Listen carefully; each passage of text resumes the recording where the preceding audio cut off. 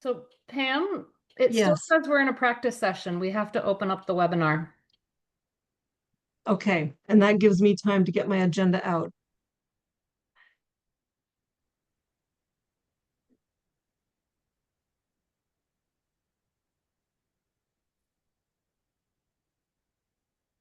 I'm so sorry. I just clicked into the town council meeting because we got that notice. We haven't started yet. Pam, you still haven't, you're the one since you're host that has to open. Okay, the practice we will session. start the I webinar. apologize. Thank you, Jennifer. Okay. I don't hear it saying recording in session. You have to hit the recording button. It's recording. It shows Okay. it at the top of the screen. Oh, good. Okay. Hi, everyone. Today is June 12th. This is a regular meeting of the Community Resources Committee, and hold on.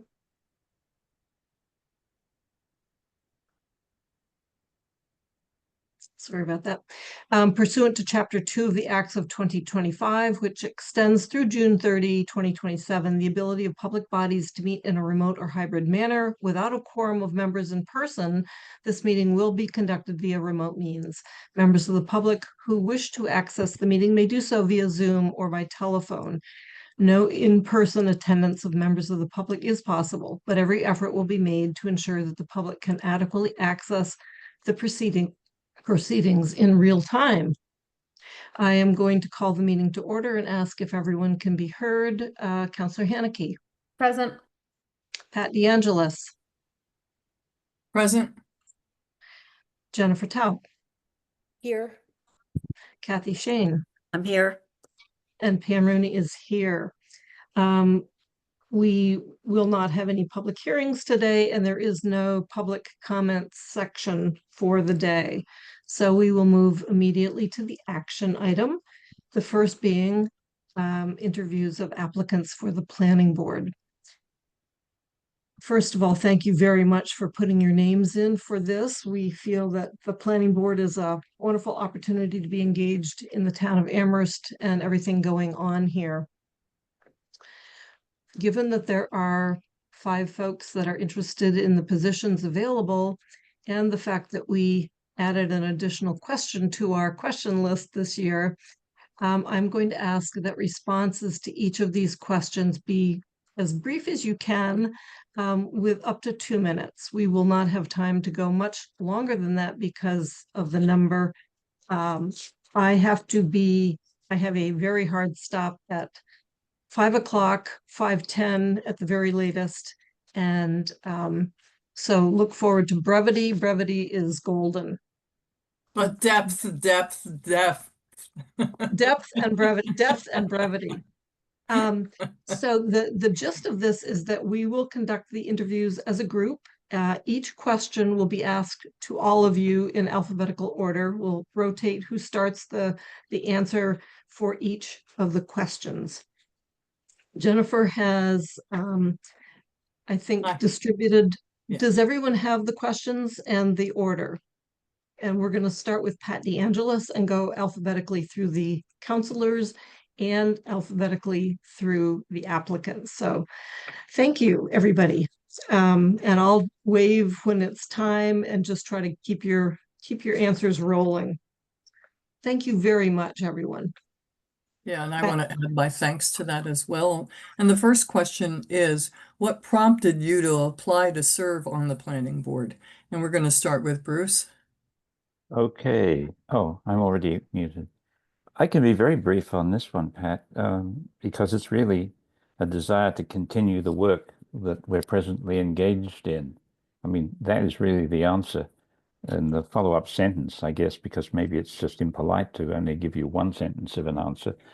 The work that I've been involved in with others on the board arises out of what you and Mandy Jo brought to the board 3 years ago, which was a complicated and let's say elaborate solution to the housing problem through rezoning of various sorts. As you know, after a lot of conversation, we decided not to support that proposal, but, and it's a very important but, we only did that in conjunction with a commitment that we as a board made that we would dedicate 3 extra ordinary, 4 actually, meetings of the board dedicated to exploring the housing solution that we thought might be a better alternative. And that has really grown into quite a serious study of ways in which we think the board can influence the solution to the housing problem in town. And I think we have 1 or 2 half-cooked pies in the oven, and I want to be present when they come out. Thank you, Bruce. And I'm going to ask Stephen for his response. You're muted. Can you hear me now? Yes, Mhm. thank you. Awesome. Thank you very much for the question. I was prompted to apply because I understood that there was a need for community members to serve on this board.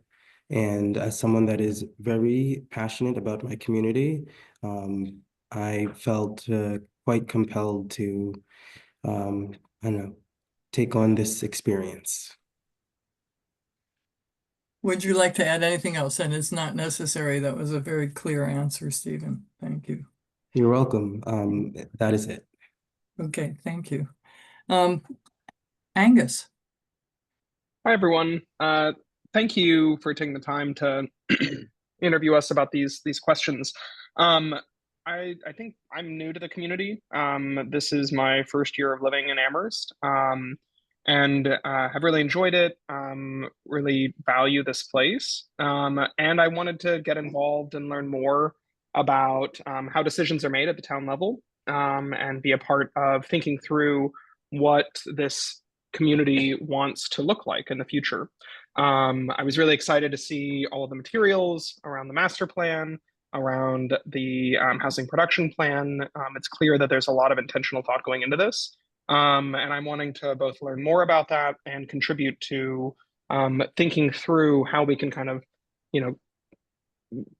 enact the thing that the push that Bruce was outlining towards building more housing in this community in a way that still adheres to what makes this a special place. Thank you. Thank you, Angus. And Jara, is it Jara? Yes, If I- it's like Sarah you. with a J. Yeah. Thank you. Great. Well, thank you so much. And thank you for taking the opportunity to interview me today. Really appreciate it. To answer your question, there's the simple answer, which is that I'm a trained planner. I have national experience in land use and growth management, infrastructure planning, and housing. To get a little cheesy, it's also a matter of civic duty to me. The first thing I did when I was 18 was register to vote. I'm a big proponent of small d democracy. And so serving on a board or a commission like this just feels like a natural extension of that sense of duty. But then there's the more complex answer, which is I've been investing my time more in Amherst and the town the last several months because of what's happening at the national level. There's a lot that is out of our control and a lot that I feel doesn't align with my values and the values of a lot of people who live in Amherst. And so what I can have some influence over is the community that I live in. And so I want to invest in my home community and help protect the values that I feel are well represented in Amherst and maybe less so at the national level. Thank you very much, Jara. Excuse me. And I think Karen. Yes, also thank you. I've really enjoyed serving on the planning board for the past 3 years, and I think it's been, I realize that what happens on the planning board, the decisions that are made are important to what happens in Amherst. Like Bruce, I think we are on a roll in the planning board in that we we came to a feeling that there was a sense of frustration that we were always asked to approve a fait accompli, approve or disapprove. And so that those meetings, those 3 meetings where we met in person, we really zeroed in on areas where we could move quite quickly to make a change in a housing plan. And we felt that, like much of the country, but Amherst was in a kind of a crisis and had to really develop a plan so that we would not completely lose the middle income and the lower income people, and that we would somehow stop the trend of families with children, workers, people moving outside of Amherst. We wanted them to move back in.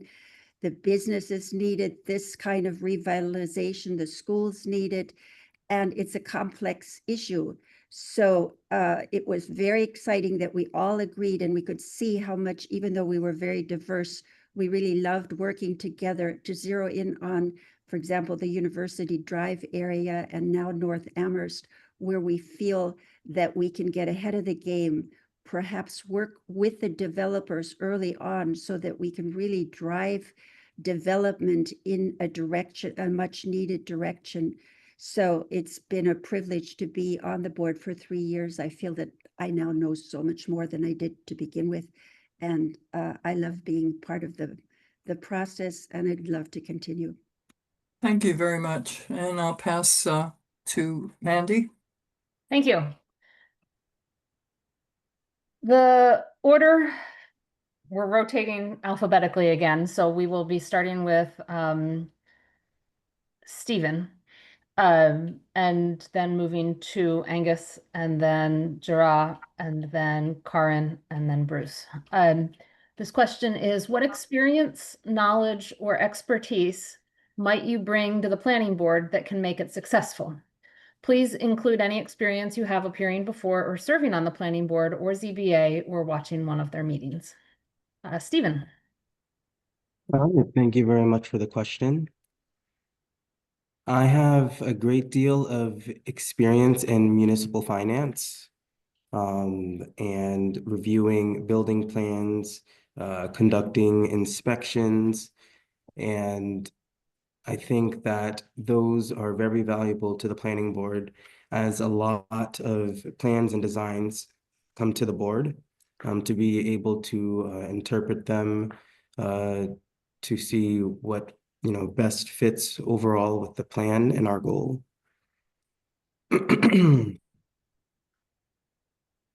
And working closely with our town staff, a good working relationship already established with the departments that we rely on a lot for the data that we will be reviewing and making our determinations on. I believe that is an additional boon as well.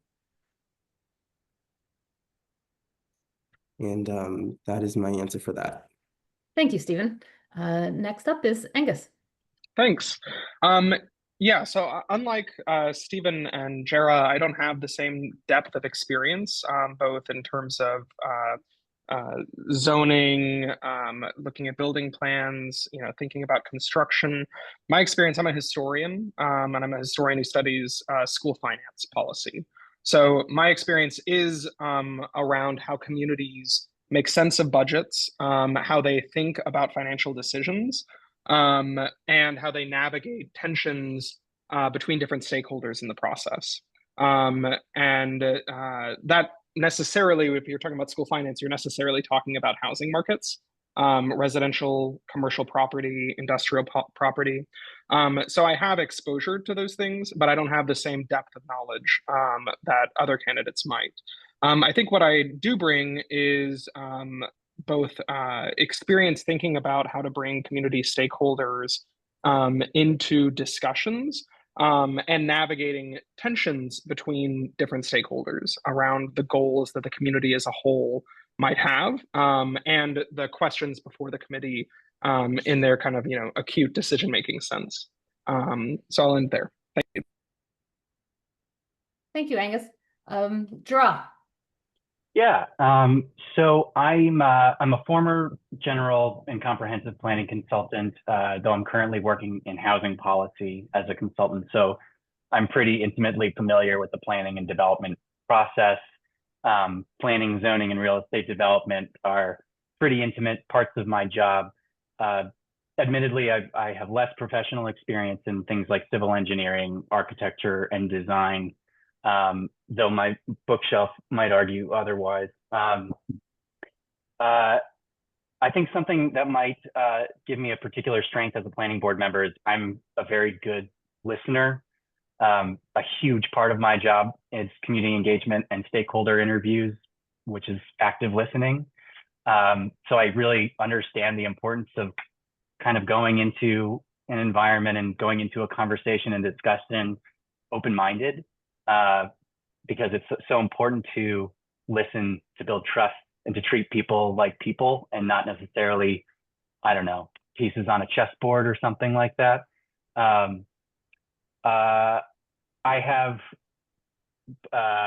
I've commented to the planning board on the Atkins development recently, and I've watched other planning board meetings. And as a national consultant, I also have testified in front of and watched many planning board meetings across the country. So I'd say things that I look at, when I'm thinking about a development are scale and massing, landscaping, programming, circulation, what materials are being used, what's the capacity of the building community, what's the land look like, is there a strategy to actually utilize this property as best as it's being proposed, and is there community support? So I think I have a lot of strengths that would make me a successful candidate. Thank you, Jara. Karin. I served now for 6 years on the local historic board, as well as the last 3 years on the planning board. I must say the initiation on the local historic board was really eye-opening, because it was the Amherst Media building on the land on Main Street, and it was extremely contentious. We stayed as a group, we bonded. I learned to really respect staff. They're very skilled, and yet they're not overpowering. So I've had a lot of experience now in Amherst politics, but I've also had the experience of, although I've lived in Amherst for 46 years and raised 4 children there, of living for vast amounts of times during that time in other countries, 3 years in Europe and 3 years at Washington, D.C., where my husband was at the National Science Foundation. And somehow I think being a part of the communities of other places that are extremely different and living with completely different situations is very eye-opening and gives you a lot of outside ideas that can be stimulating. I also loved working, for example, with Barry Roberts when he was building something that was contentious on Sunset. I just emailed him and asked, could he meet with us? The next day, he met with a group of us for coffee, and we so radically changed what he was planning to do because he was very willing to listen to us. And I think working like that, reaching out, working with people that are developers, and also closely with the community, just somehow seems to pay off, to always sort of listen to the other side and look with fresh eyes. And I think that I can do that, I hope. Thanks. Thank you. Bruce. I've been a member, as I think you know, of the planning board for the past 3 years, but I served about 7 years, 25 years ago. And in that period, we took the first projects in the farmland protection overlay, as it was called then, through. So I've had quite a long period of association with the town through the planning board, but I've also spent 7 years on the local historic district commission. I'm still on because they can't find somebody to replace me, but when they do, I'll be gone, I expect. I've had 50 years of experience as an architect. I founded my own business. I've retired from that 10 years ago. But in that capacity, I spent, like Jara, quite a lot of time in front of planning and zoning boards of one sort or another in various towns in various states in the Northeast. I was very familiar and a pioneering influence, I suppose, really in the high performance net zero green building movement in the country, but particularly in the Northeast. Similarly with co-housing, I was a founder, pioneer of the North Amherst co-housing community, but also co-housing nationally because we were the first in this part of the country, this half of the country really. That translated some years later into an initiative that was supported by myself and others, David Castor in our community here and others in the community on Pulpit Hill to create in conjunction with staff and the board at the time, the Open Space and Community Development Bylaw, which was an attempt to make co-housing more possible than the extraordinarily complicated way we did it and the impossible to repeat way that the Cherry Hill co-housing did it. So we've now got a way of doing co-housing in this town, which is actually workable. Finally, I still have the skills and the software to do some quite complicated modeling and density studies and so forth, which I am doing with Nate Malloy and the Housing Committee of the Planning Board now because I can and because the planning staff the planning department is understaffed, and anything that someone like me can do and has the capacity and the time to do is useful. So I'm also doing that and can do that, and I'm very happy to do that sort of analysis work. Thank you. Thank you. I'm passing it on to Pam. Question number 3 is, tell us about an experience you've had collaborating with a group, particularly where opinions conflicted or the decision was controversial. We will start this with Angus, then Jara, Karen, Bruce, and then Stephen. Thank you. Please be brief. Sure. So I'll just share something from when I was a high school teacher. I was part of a committee that was at a high-performing traditional public school, and we were trying to challenge the notion of success that was dominant in that community. And we were working with a group of people at Stanford. There were members of our committee. I was a teacher. We had students, we had parents, we had administrators, people from kind of all different parts of the school community, the educational community. There were conflicts, though, between different committee members over how we could try and move how we were conceiving of success in this high pressure, high stakes community. The administrator in particular was kind of reticent to make some of the changes that we knew would improve students' lives. Things like pushing back the school start time, things like trying to reduce the number of AP classes that students were taking, or giving them GPA multipliers, et cetera. And I think the main thing that I found came from that was thinking differently about cosmetic changes that are maybe not going to be as substantive, and thinking about larger substantive changes that can really change life in a community. And it became clear to me that that committee didn't do the work that other people on this call have talked about, of bringing in as many community members and stakeholders as possible to contribute to how we were thinking about changing our culture.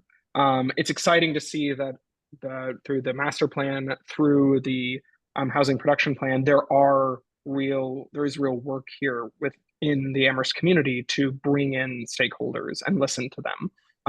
But I think that was one of the key failures that I saw with that group. And ultimately, we only got really cosmetic changes made within our school.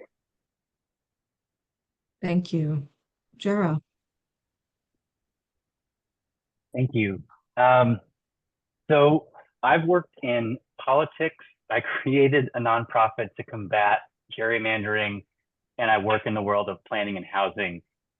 So it'd be harder for me to find a day where I'm not involved in something conflicted or controversial. I've learned that really it comes down to mutual respect. No one person has all the answers, and no one has lived every experience. So some examples of that could include last year, I was working in Prince George's County, Maryland, where the county council wanted to establish a rent stabilization policy. They had put a temporary one in place because of rapid rising rents in the county, and put a pretty strict 1-year temporary policy in place.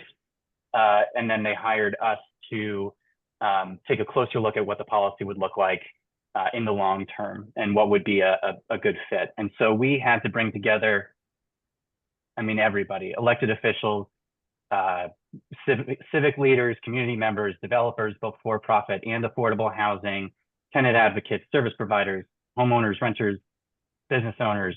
They were all part of this working group that we were doing, that we were organizing to try and establish a rent stabilization policy that would be palatable to all those interests. And I can tell you, it's not easy to get a national market rate developer to agree with a immigrant rights tenant advocacy organization, but that's what we did. It's about listening to the feelings and the thoughts and the values of all parties and trying to find a compromise. Not everybody's always going to be 100% happy, but if you treat folks with respect and make sure that they don't feel like they're being asked their opinion tokenistically, I think there's a lot of opportunity for controversy to lead to solutions. I also think conflicting opinions and controversial decisions are why planning boards exist. If a project isn't soliciting controversy, then it probably shouldn't be in front of the planning board. I also work in Pittsfield. Actually, you said be brief, so I'll stop there. Thank you. Thank you. Karen. Okay, I'm going to change completely what I was going to say, which was talking about the local historic board and the collaboration that brought out a very good solution. In my early career teaching at the university in Germany, I was selected as the one representative that was going to be the communicator between the heads of the different departments and the what's called Mittelbau, the middle set. And I always wondered why at the Hartstruck School I played a similar sort of role negotiating between parents and teachers. And I think it's maybe because of my immigrant experience, having been a German coming to this country at a time when the Germans were pariahs. I always heard two sides. I heard the German side as a child. I heard the others. And I realized it's really, really important to put yourself into the place of another and to kind of look out from somebody else's eyes. And I think that's what we have to do to collaborate, to communicate. And it's very much as the other people that are applying for this job have mentioned, it's about really being open and completely listening to what the other person is saying, where they're coming from, and then finding a way together with them to come to a good solution. So that's. Thank you very much. Bruce. Well, I've had, as you know, a lot of years of working, trying to establish a co-housing community 40 years ago, 30 years ago, when it was much more difficult than it is now, because you first of all had to explain what it was you were talking about before you could try and get consensus around that. And there was a great deal of stress and tribulations associated with trying to get people who could invest a lot more than they could afford to lose in a process that typically they shouldn't be involved in if all they want to do is to own a house. But in order to own a house in a mutually supportive community, we had to do heroic things in those days. And I was a part of that, along with a lot of the people who still live as my neighbors. I've also had a similar but less daunting challenge associated with the Northeast Sustainable Energy Board, where it was the organization was essentially collapsing. It was collapsing because the board was essentially trying to be a management board with a staff and an executive director, and there was a collision, and we couldn't hold executive directors, and we really needed to change the nature of the governance structure. We had to actually create a governance structure. We had to change the structure of the board. We had to reduce its size by half. It was a level of change that, although it was, people could see it individually as being necessary, as a group, they weren't prepared to join hands and jump off the cliff. And I was a part of the encouragement that actually ultimately caused that to happen. But I will finish with the example that Karen passed on. So I'm kind of speaking for her as well, because the singular experience in town in recent years for me was the experience on the Historic District Commission, where we were dealing with the Amherst Media project, where there was a colossal initial resistance to what Amherst Media were interested in, and we as a new members to this commission had to digest 30 or 40 people's strenuous objection to what was being proposed, and then somehow create not a consensus, but a decision out of that would give the applicants some kind of way forward. Because if left to the public commentary, there was no way forward. But we did find a way forward, and that was not so long ago. And it was certainly an experience that both Karen and I shared in terms of exactly what the question here was speaking to. Thank you, Bruce. And Stephen. Yes, thank you for the question. I believe the last time there was potential for a group conflict or different desired outcomes was during a class that I had last semester. Our professor wanted to change the order of the books that we were reading, deviating slightly from the syllabus. And of course, some people wanted to read one book first and the other book second. And I appreciated the process of how we ended up resolving that. And that was, through a consensus and through discussion. I believe that when a decision is made and there may be opposing or different ideas, that it is important that everyone is heard and that everyone is listened to, so that they feel that their contributions are valued. And through that, I think the overall decision, the outcome, the plan, the concept, the product, it can really apply to anything. Is all the better for it, because it has now been enriched by everyone that is involved. And yeah, I appreciate and really enjoyed that experience. I'm looking forward to more of those experiences. Thank you. I'm going to pass question number 4 to Kathy. Yes, the next question on the list, as I assume all of you know, is describe how the planning board can help achieve the goals of the master plan. And the order will be Jara, then Karen, then Bruce, then Stephen, then Angus. So Jara, we're starting with you. Thank you. I promise I'll be brief with this one.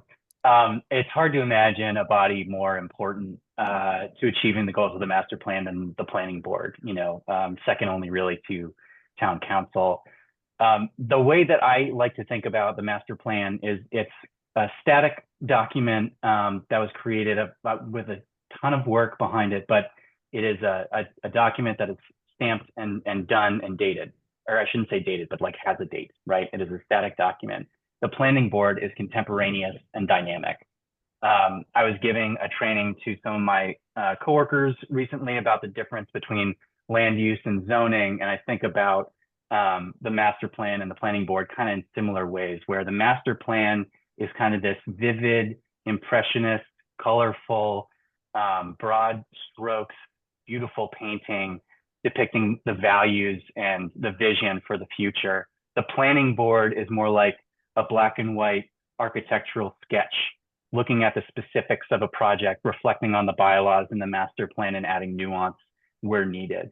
I also think that the planning board is particularly important right now, given the fact that the master plan was produced before the pandemic, and the world that we're living in now is considerably different than then. I am positive that the values and the themes within the master plan are still consistent today as they were back then, but the conditions may be different and may require new strategies and new thoughts. And so I think the planning board's ability to interpret the values and vision of the master board in today's context is crucial and more important than ever.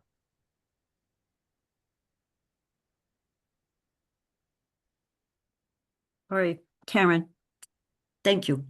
I agree with everything you've said, Jared, and I think it was beautifully stated. Concretely, briefly, I would say that the planning board has to work with developers to make it profitable to build for the missing middle and to produce the housing that we need to do that. We're going to have to rezone some areas. We're going to have to really look hard at parking requirements. I'm a big fan of really not going along with the massive parking requirements that we have. I think that I love the idea of cluster housing and to change the minimum, the lot requirement, to look at it as units per lot rather than, you know, having one unit and having a circumscribed piece of land, because I think open land that you hold communally is extremely important. People now, post-COVID and just in modern times, are longing for community and are willing to share. Before, when you go into a bus and it's empty, you can spread out all over and have a whole seat for yourself. But when it fills up, you have to sort of get closer together and share. And that's what we're in a position right now with producing more density to try to open up, you know, communal land. We're in a different place and we have to really rethink everything. Thanks. Bruce. It seems that there are many goals in the master plan. The one I'll think of immediately at the moment, and the one that seems to be most critical at the moment, is the housing and how to solve the problem of the insufficient amount of housing we have for multiple groups. It's particularly the case with the student demand, which is very high in this town, colossally high. 80% of the rental demand in town is for off-campus housing. It seems that the planning board has the capacity, I like the capacity that the planning board has to develop overlays, to identify very particular places of town where density can be increased and I will argue significantly increased, in places where student housing really can be properly and appropriately sited. And that means it's going to have to be fairly close to campus, because we know that that's where students prefer to live. Students would actually prefer to live on campus, but we're not going to successfully persuade the university to build new housing in volume in the short term.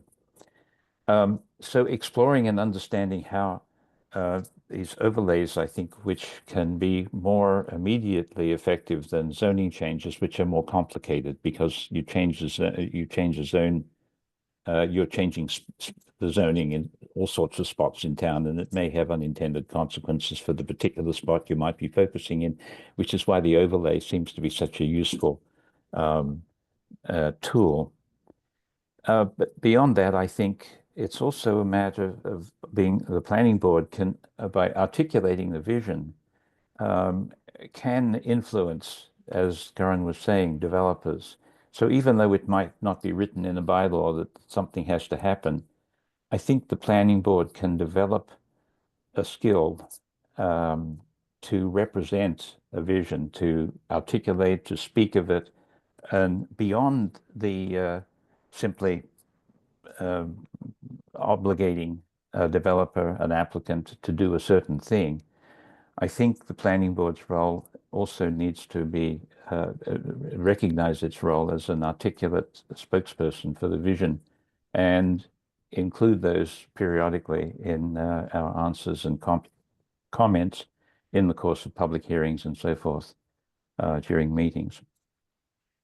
Thank you, Bruce. And Angus. I think Stephen was next. Oh, I skipped one. Sorry, Stephen, you're absolutely right. No worries. Thank you very much. So I believe that the planning board, if it's to my understandings, or is the authors behind the master plan. And one of the goals that kind of stood out most to me was, the development, community development, building developments with land preservation in mind. I believe creating a sustainable environment and how we are stewarding the land is very important, and that the decisions that come to the planning board by ways of developers, the plans that they have, that those need to be taken and reviewed with the lens of how they will affect the environment and the community. Thank you. Angus. Thanks. Yeah, so I what everyone has already said, it's hard to go last when everyone has such good ideas. And I'll just, agree with kind of all of them in different ways. Jara is talking about kind of the planning board as sort of the executor of the master plan. Karin was talking about, the planning board is kind of a generator of housing as much as possible in the time that we're in. Right. Bruce is talking about, the planning board is sort of a spokesperson for, so spokesman for the master plan itself and communicating with the public. Right. And then Stephen is talking about, the planning board as kind of reconciling the master plan's priority of sustainability with the larger goal, these newer goals of housing. And I think to me, that's really what all of those are important. And to me, the planning board is really incorporating new feedback from stakeholders in ways to make that master plan less static and to account for the fact that the master plan is, I guess it looked like 15 years old. And the moment we're in now is a different moment than 15 years ago. The pandemic is a major driver of that, but so are the demographic changes that we see in the housing production plan. The messages we're getting from the state are different, or the Commonwealth, I guess I should say, in Massachusetts. The push for housing is present in the master plan, but is certainly not a dominant feature of the master plan. And so we're in a different moment, and the planning board is a good venue for kind of thinking about that and kind of being the frontline interaction place with the community to do that work. And then finally, I'll just say, the master plan ends with talking about concurrence, requiring concurrence with the master plan, right? And the planning board is the vehicle for ensuring that other parts of the town government are sticking to what the master plan laid out, what the community laid out in the master plan. Thanks. Thank you. Thank you all. Okay, so I guess I will pick up with question number 5, and that the order that will go in will be Karin, Bruce, Stephen, Angus, and Jara. And the question is, if you could, again, start beginning with Karin, if you could please describe the considerations and objectives you'll use for considering proposed revisions to the zoning bylaws.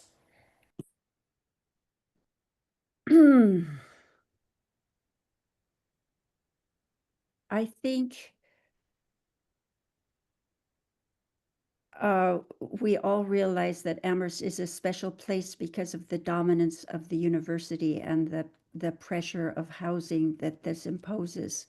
This has always been something that we've worked on together. How can we support the university, support everything that it brings, and still not be overrun and have the population, which is really diminishing. Every study is showing that families with children, working professionals, other people that want to live in Amherst are moving out of Amherst, and this is happening faster than any of us want it to happen. And so there's a danger. So I think one of the things that we need to consider is how can we encourage the development that makes it profitable to address the need of year-round residents to stay, because we need the businesses to thrive.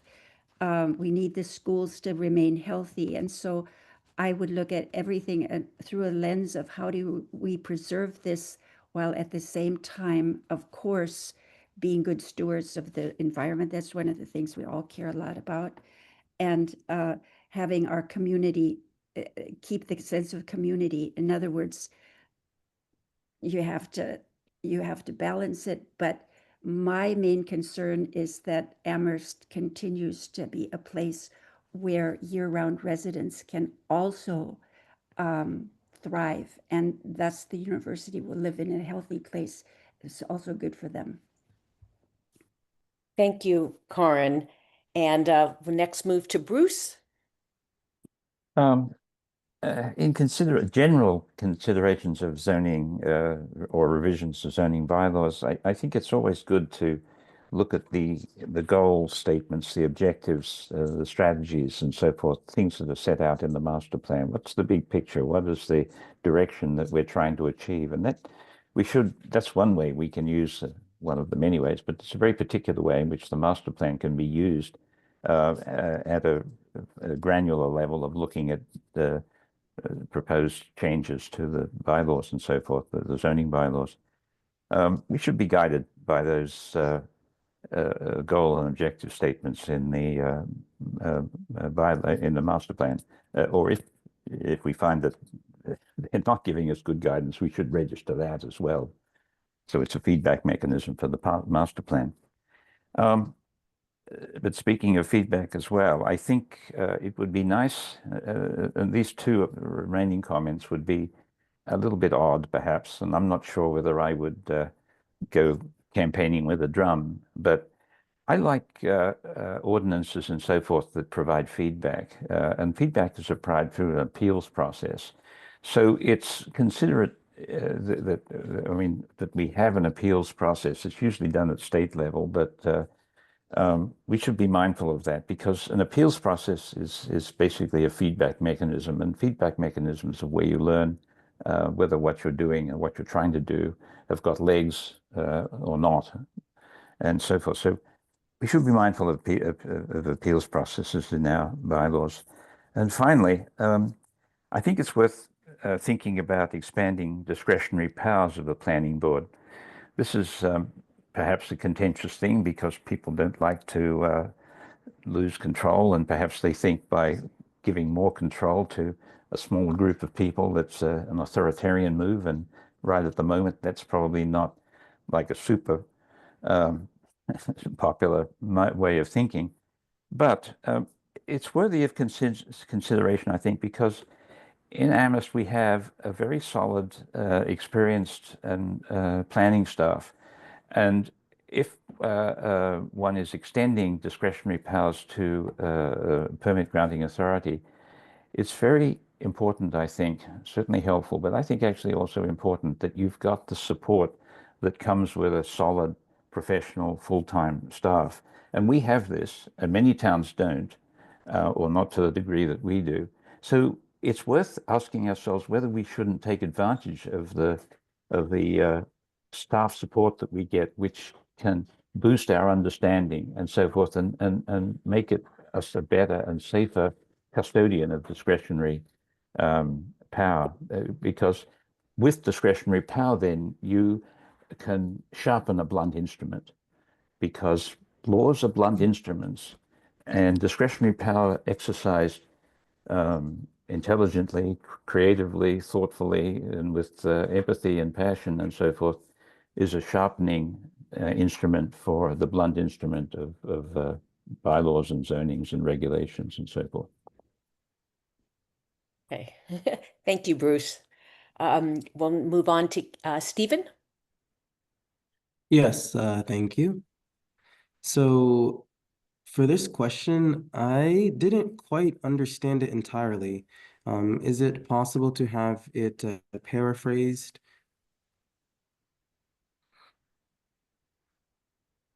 Oh, Yes. Yeah. Do you want to take it, Pam, or? No. Yeah. Okay. No, just Jennifer, if you want me to try, I can try if you're not Councilor comfortable. Haneke, yes. I don't want to step on Jennifer's toes, but so the planning board holds hearings, the public hearings for adopting zoning bylaw changes as well as the town council. So when those changes and sometimes the planning board also proposes zoning bylaw changes before the public hearing that is required by state law is held.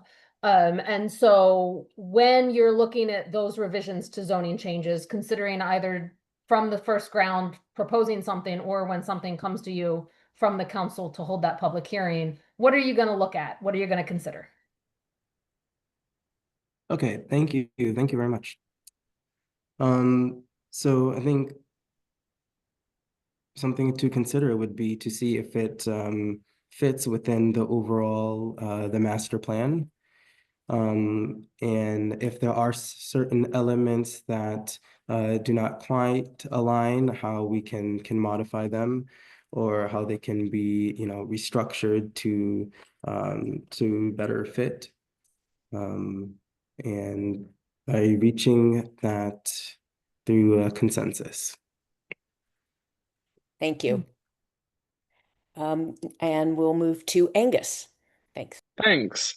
So, yeah, I mean, zoning exists for a reason. It's one of the ways that one of the chief vehicles that the community, the town has for maintaining its current character and shaping future development. So, but as much as it is a tool for preserving the town as it is, it also needs to be a tool for making alterations in pursuit of our other goals, right? And I think a lot of times zoning creates obstacles to change, and it helps keep things kind of set in their ways. So I think what I would be kind of looking to do if I were on the planning board is thinking about learning more, especially in my first year, about how zoning has functioned in this community, how we developed the master plan, how we've implemented the master plan in the intervening years. As we think about moving forward in the future, as I get more of a sense of how zoning has functioned, I think I'd have more of an inclination to make changes. I come from the state of Texas, and particularly from the city of Austin, Texas. Austin had a major housing shortage. It's not the heaviest zoned city in the country, but relative for Texas, it is pretty heavily zoned. In the last 5 years, they've made major changes to their zoning regulations to liberalize them and make it easier to build. And as a result, there's been a huge increase in housing production. I don't think that we want to go the direction of Austin. I'm not sure all of Austin wants to go the direction of Austin, but it's a helpful lesson, again, for as other people have said, drawing from other communities and seeing how they've navigated both the potential that zoning has, but also the drawbacks, right, from overly restrictive zoning. Thank you. And Jara. Thank you. So there's something that so policy analysis is a big part of my job. And something we use is something called a racial equity impact assessment. It's an assessment developed by a wonderful organization called Race Forward. And there are a couple particular questions in this process of evaluation that I feel are important to apply just across the board, although I'm not going to get on a soapbox. But one of the most important questions that I would be asking about any revisions to the zoning bylaws is, what are the unintended consequences of the policy? Is this revision a good idea or an actual solution? Because sometimes good ideas are good ideas, but they can be founded on the best intentions, but don't always have the outcomes that they wanted. I think a lot in my work about initiatives that are targeted at bringing private investment into disinvested communities, and that can often push out the residents who live in those particular communities. So I always want to kind of take it a step further of, I understand what the intention of this zoning revision is, but what are some of the unintended consequences that we might not be thinking of? Another is, are all the relevant stakeholders who will be impacted by this revision a part of the discussion and the decision-making process? I think about this time I was working in Asheville, North Carolina, where we were developing the affordable housing plan for the city. And we wanted to put a resident advisory committee together. And we were really focusing on getting underrepresented communities to be a part of the decision-making and solutioning process. So we got, residents of trailer homes, we got immigrants, Section 8 housing voucher holders and administrators, public housing residents.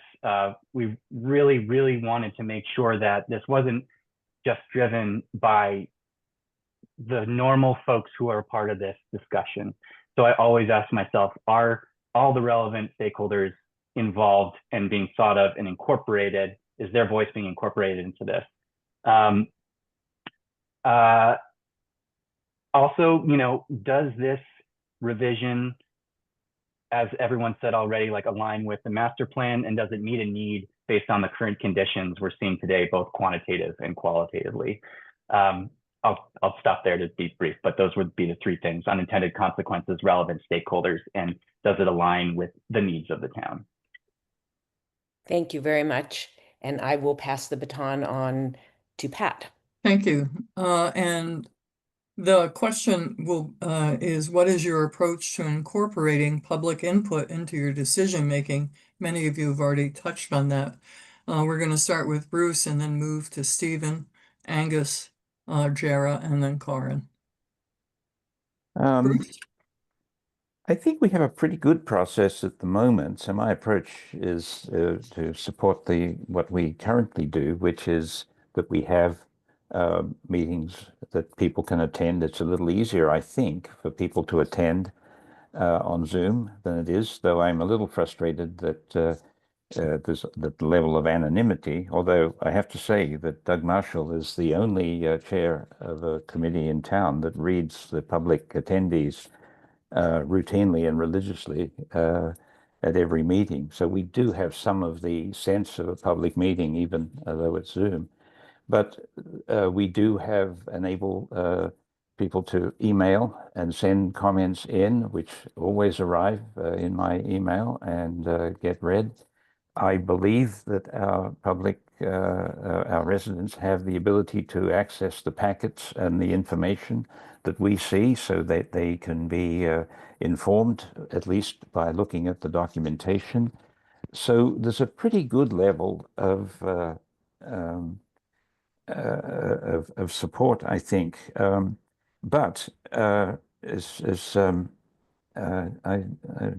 Jara was saying, it is just very difficult to get all of the stakeholders, particularly those that have little or no free time, people with young children, people who are working 3 jobs.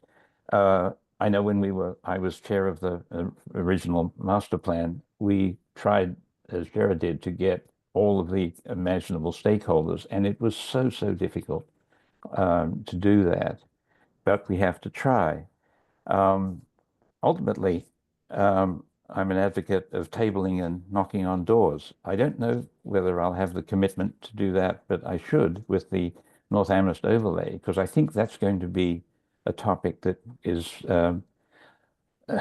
it's complicated. There's lots of benefits and pros and cons. It's probably going to be misunderstood to some degree by some people.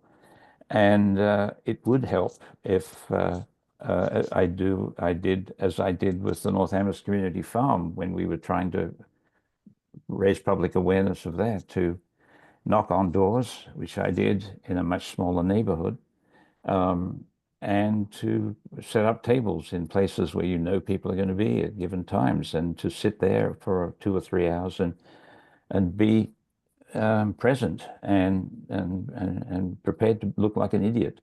But that works too, and I hope I still have the energy to do that on 1 or 2 occasions. when the chips are down. That's Thank it. you. Thank you. Stephen? Yes, thank you. So I think access is a large component.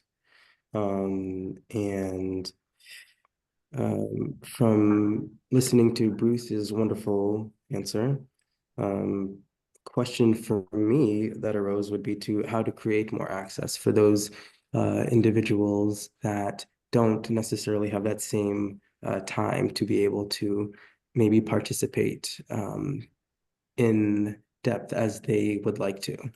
And I think that's a great approach, being a very active and visible board and open, and being very reachable so that the community is encouraged to engage with us.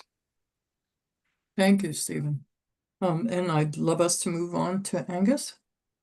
Sure, thank you. I think one of the things that I would want to do is, again, gather information, specifically about how other committees, but also how you all as council people, how you all have gone about gathering information from constituents, from community members. What's worked and what hasn't? How can we make changes? What's already been tried? And, you know, obviously, I think that the different documents mention specific groups that are in particular need of housing. Some of those groups, like seniors, are probably going to be easier to hear from. Other groups, lower income people, students, are going to be harder to hear because of the various pressures that have already been cited. So I think thinking about how to target specific groups, you know, is a weekday night from 6:30 to 10 going to get the kind of yield in terms of feedback that we want? I don't know. How are planning board members showing up at different community organizations? Are they? And speaking to groups, probably, I don't know the answers to all of these things. I'd want to get information first, but then depending on what's already been tried, what's worked, what can we kind of copy and what new things can we try out to kind of embed ourselves in the community and make ourselves seen and heard so that we can then hear from members of the community themselves. Thank you. And Karen? Yes. Oh, I'm sorry. Actually, it's Jara. I I was apologize. going to say, To both of what you. about me? Jara. Yeah. Thank Sorry. you. No problem. So, as I've said, I'm a consultant, and any consultant worth their salt knows that any project, tactic, strategy, recommendation, whatever, is useless if you don't have the trust and buy-in of the community that it'll be impacting. The only way to do that is to genuinely incorporate public input and public engagement. And I have to say, I'm loving the proactivity that I'm hearing from all the candidates here today, because that is so essential. It's and Bruce, I want to say, you are not alone. That's something that communities face all the time. It can be it's incredibly difficult to get the underrepresented communities to participate. I mean, that's why they're referred to as underrepresented communities. It takes proactivity, and that also speaks to Stephen's point about access. There's things that we use in work called Arnstein's ladder of participation.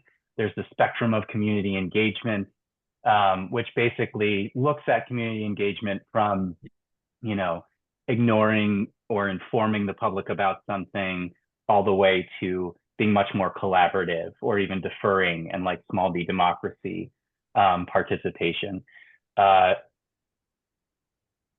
There are a couple core values that I hold when it comes to public participation, and those are humility, because I know I only have my lived experience. I don't know what it's like to be any one of you or any of the other people who are coming and commenting on those periods. And so it's really important to come in with humility and understand that I know my perspective and not theirs.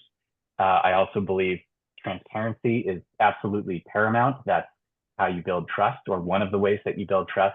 And as I mentioned in my previous answer a lot, representation.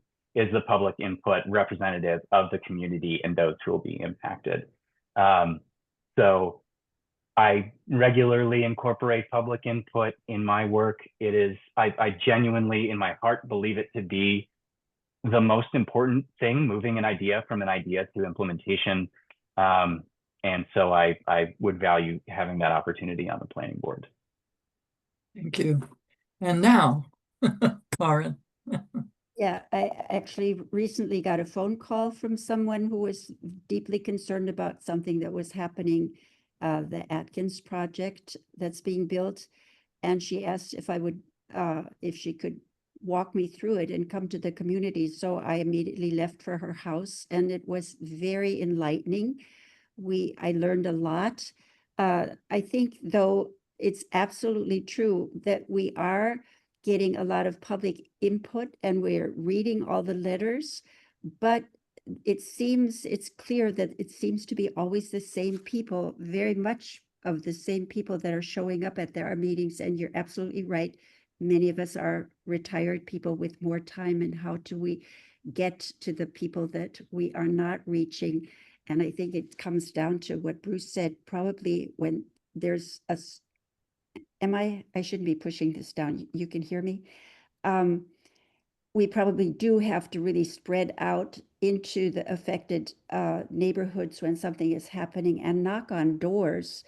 And another thing that you mentioned is the planning board going to certain functions and meetings and discussing what we're doing. We're trying, I think we're going to our own community meetings, but we could do more of that.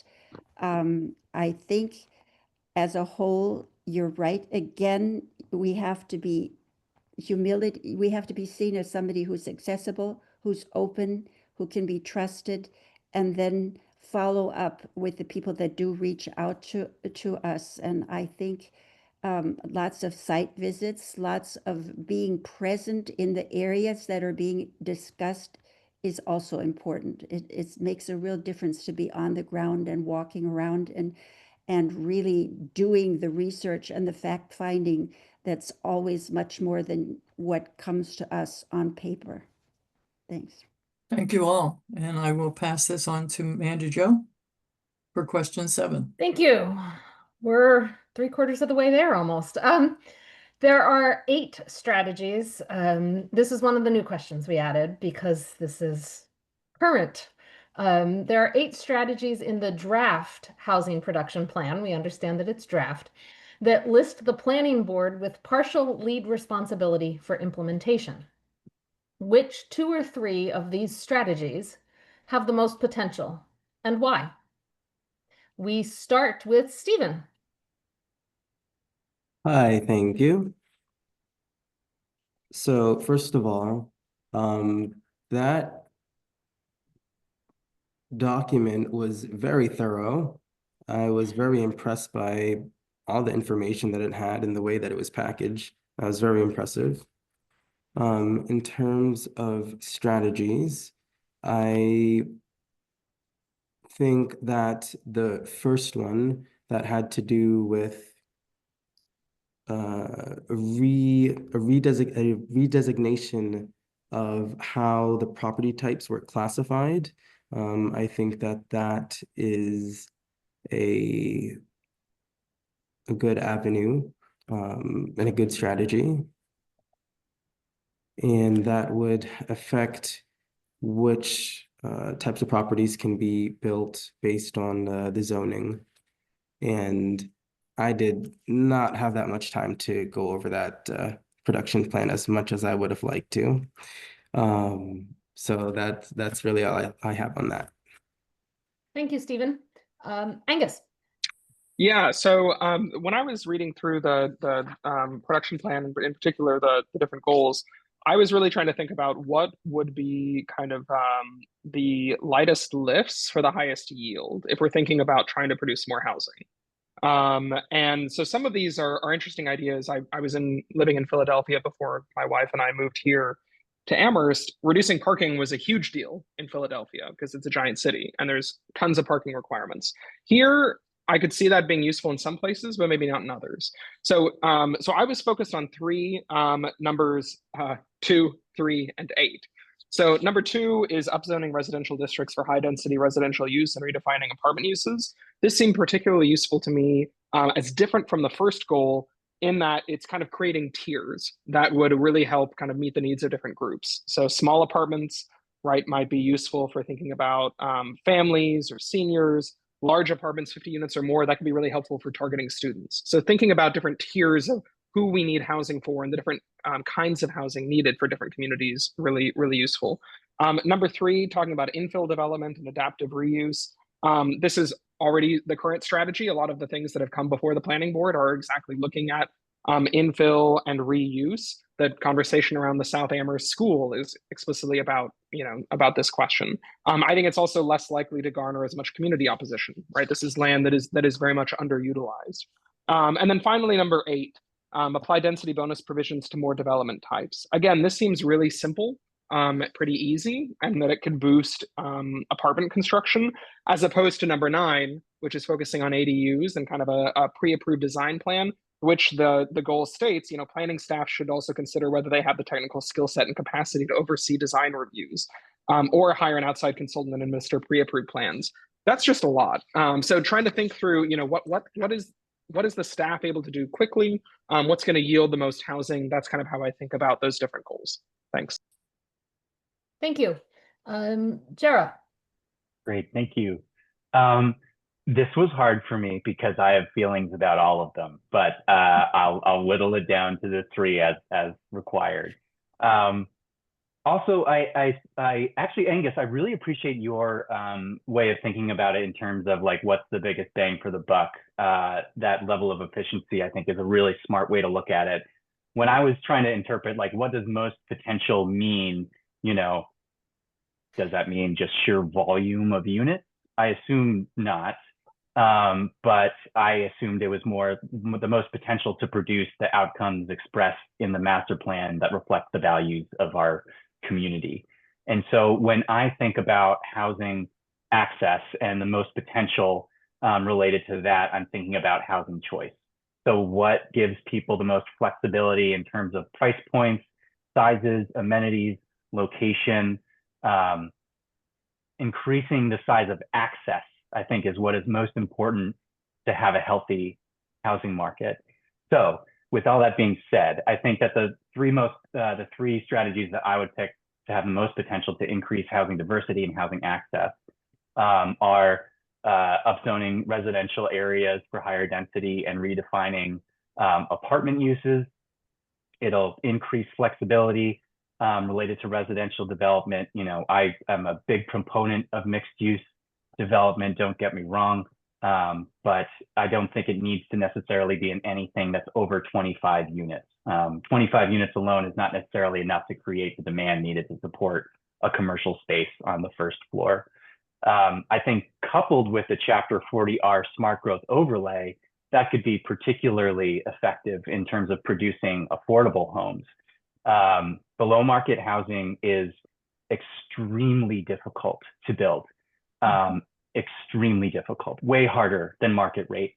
And so I think the 2 of those combined in particular, if they're co-located, would be really have a lot of potential to increase housing access for our community. And then the last one, I want to go back to Karin's statement earlier about cluster development. I am also a huge fan of cluster development. There's a term called conservation development or conservation design, which is basically cluster development. It's coined by this guy named Randall Arndt, and essentially it's a land use and design concept that aims at protecting and maximizing the protection of natural resources and open space while allowing for limited sustainable development. I think that, again, Karin made a great point about people are really hungry for community after post-pandemic, and I'm sure that was the case before as well. But I think cluster development really has a lot of potential. Before moving to Amherst, I was living in Village Hill in Northampton, and my lot was, I don't even know, maybe 1/8 of an acre or something. It was tiny. And I loved it. I loved it because I got to know all of my neighbors. They all got to know me and my kid. And it just felt like such a rich community. And what it did is it allowed there to be several open space opportunities in the neighborhood for everybody to share. So I'd say upzoning the residential areas and redefining apartment uses, particularly when that's coupled with the Chapter 40R overlay and cluster development, would have the most potential for increasing housing access for residents. Thank you. Thank you, Jara. Karin. You know what? I don't even have to talk. I so much agree with exactly what Jara has said, and I would use exactly the same order. I do think that we really are lacking so much in a choice of what kind of residence people can have, what let alone afford, and that has to really change. We have to have all kinds of living residences offered, and the question is how to make it happen. I love the direction that the present planning board has decided to go on, and I think we're going at a very fast pace in really looking at areas where we can quickly make a difference by making it an overlay district, by changing the zoning, by looking at how to perhaps build apartments, how we can change in areas where there isn't going to be quite as much resistance as in other areas, but we have to have a much more diverse program, and we have to be realistic about how we get somebody to develop that, how it's going to be profitable, how it's really going to come to play to realization. Thank you, Karin. Bruce. Since I keep changing my mind about how to answer this question, because you can answer it in so many ways, I think I'm just going to read what I've written here. That way we will save the likelihood that I'll go on forever. So there are some of the recommendations, like creating a pattern book for designs for ADUs, which I particularly like. I mean, why wouldn't I? I'm an architect. And in concept, they're very easy, and I think it would be very valuable. And I think it would be relatively easy to achieve. So at one level, that's an easy, it seems to me, and not, it's a piece of candy in a way. And then there are others which are more colossally important and equally colossally contentious. There's a simple recommendation to increase student housing. And then there is another recommendation: increase the opportunity for missing middle and cottage style housing. In other words, to increase density on larger building parcels, which are presently accommodate a single family house only, perhaps. So these two recommendations would appear to be complementary, but I don't think they really are. I think the overwhelming housing problem the town faces, as I've said earlier, is that 80% of the rental demand is off-campus student housing. Something in excess of 9,000 students are seeking accommodation in town, and that it's a very large proportion of the actual population of the town. We can argue that the obligation should primarily fall on UMass to provide this housing, but they will say that compared to other tertiary institutions nationwide, they are among the high-level providers of on-campus housing at about 60%. So as 40% is our problem, and they will say they're a high-performing institution in this regard. So it's troublesome. But even if the university can, in short order, be persuaded to provide the 9,000, we would still have 4,500 students looking for housing in town. The housing plan is a stretch of providing 900 dwelling units over the next 5 years. Therefore, even as achieving that stretch goal would only be providing slightly over half of the off-campus student housing demand. So I think it falls upon the town to figure out how to encourage some significantly high-density housing as closely connected to campus as possible. And as Karen mentioned, that's kind of, we think we have an approach to that. Initiatives, if we can solve this problem, then the initiatives such as providing missing middle housing can be conceivably directed towards workforce housing in existing neighborhoods, and that would strengthen and vitalize these neighborhoods rather than having the missing middle developments inevitably become a target for student rental landlords. And because students, no matter how well behaved and how agreeable they are, will, by nature of their transitory residential commitment, diminish the vitality of residential neighborhoods. It's not a very good answer, but it's a rant. Thank you, Bruce. Passing this on to Pam. Thank you. My question number 8.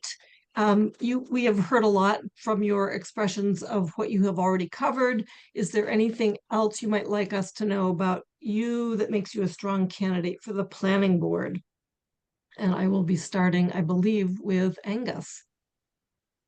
I don't have a ton else to say. I think this has been a thorough set of questions. I'll just add that I have a real desire to learn more about how things have been done in Amherst, and also to learn from other committee members. Just hearing from the people on this call has been really exciting and generative. I think this might be a weird thing to say, but I think y'all would be crazy if you don't take Jara for this planning board. Because a lot of great expertise there. And I'm also going to be applying for the zoning board. So thank you all so much. Thank you. Jara. Wow, thank you, Angus. Bringing endorsement. Yeah, that's so thoughtful and sweet. Thank you. Well, honestly, though, can you just appoint all of us? Can you just make 2 more spots so you can appoint all of us to the board? The things that I wanted to add is what I really love about this opportunity, or any opportunity to work for the town, is that this is my chance to play for my home team. Whether I was working in politics or now working as a national consultant in housing policy or general planning consulting, I've always worked on a national level. I've never gotten to work in Massachusetts. And I'm born and raised in Franklin County.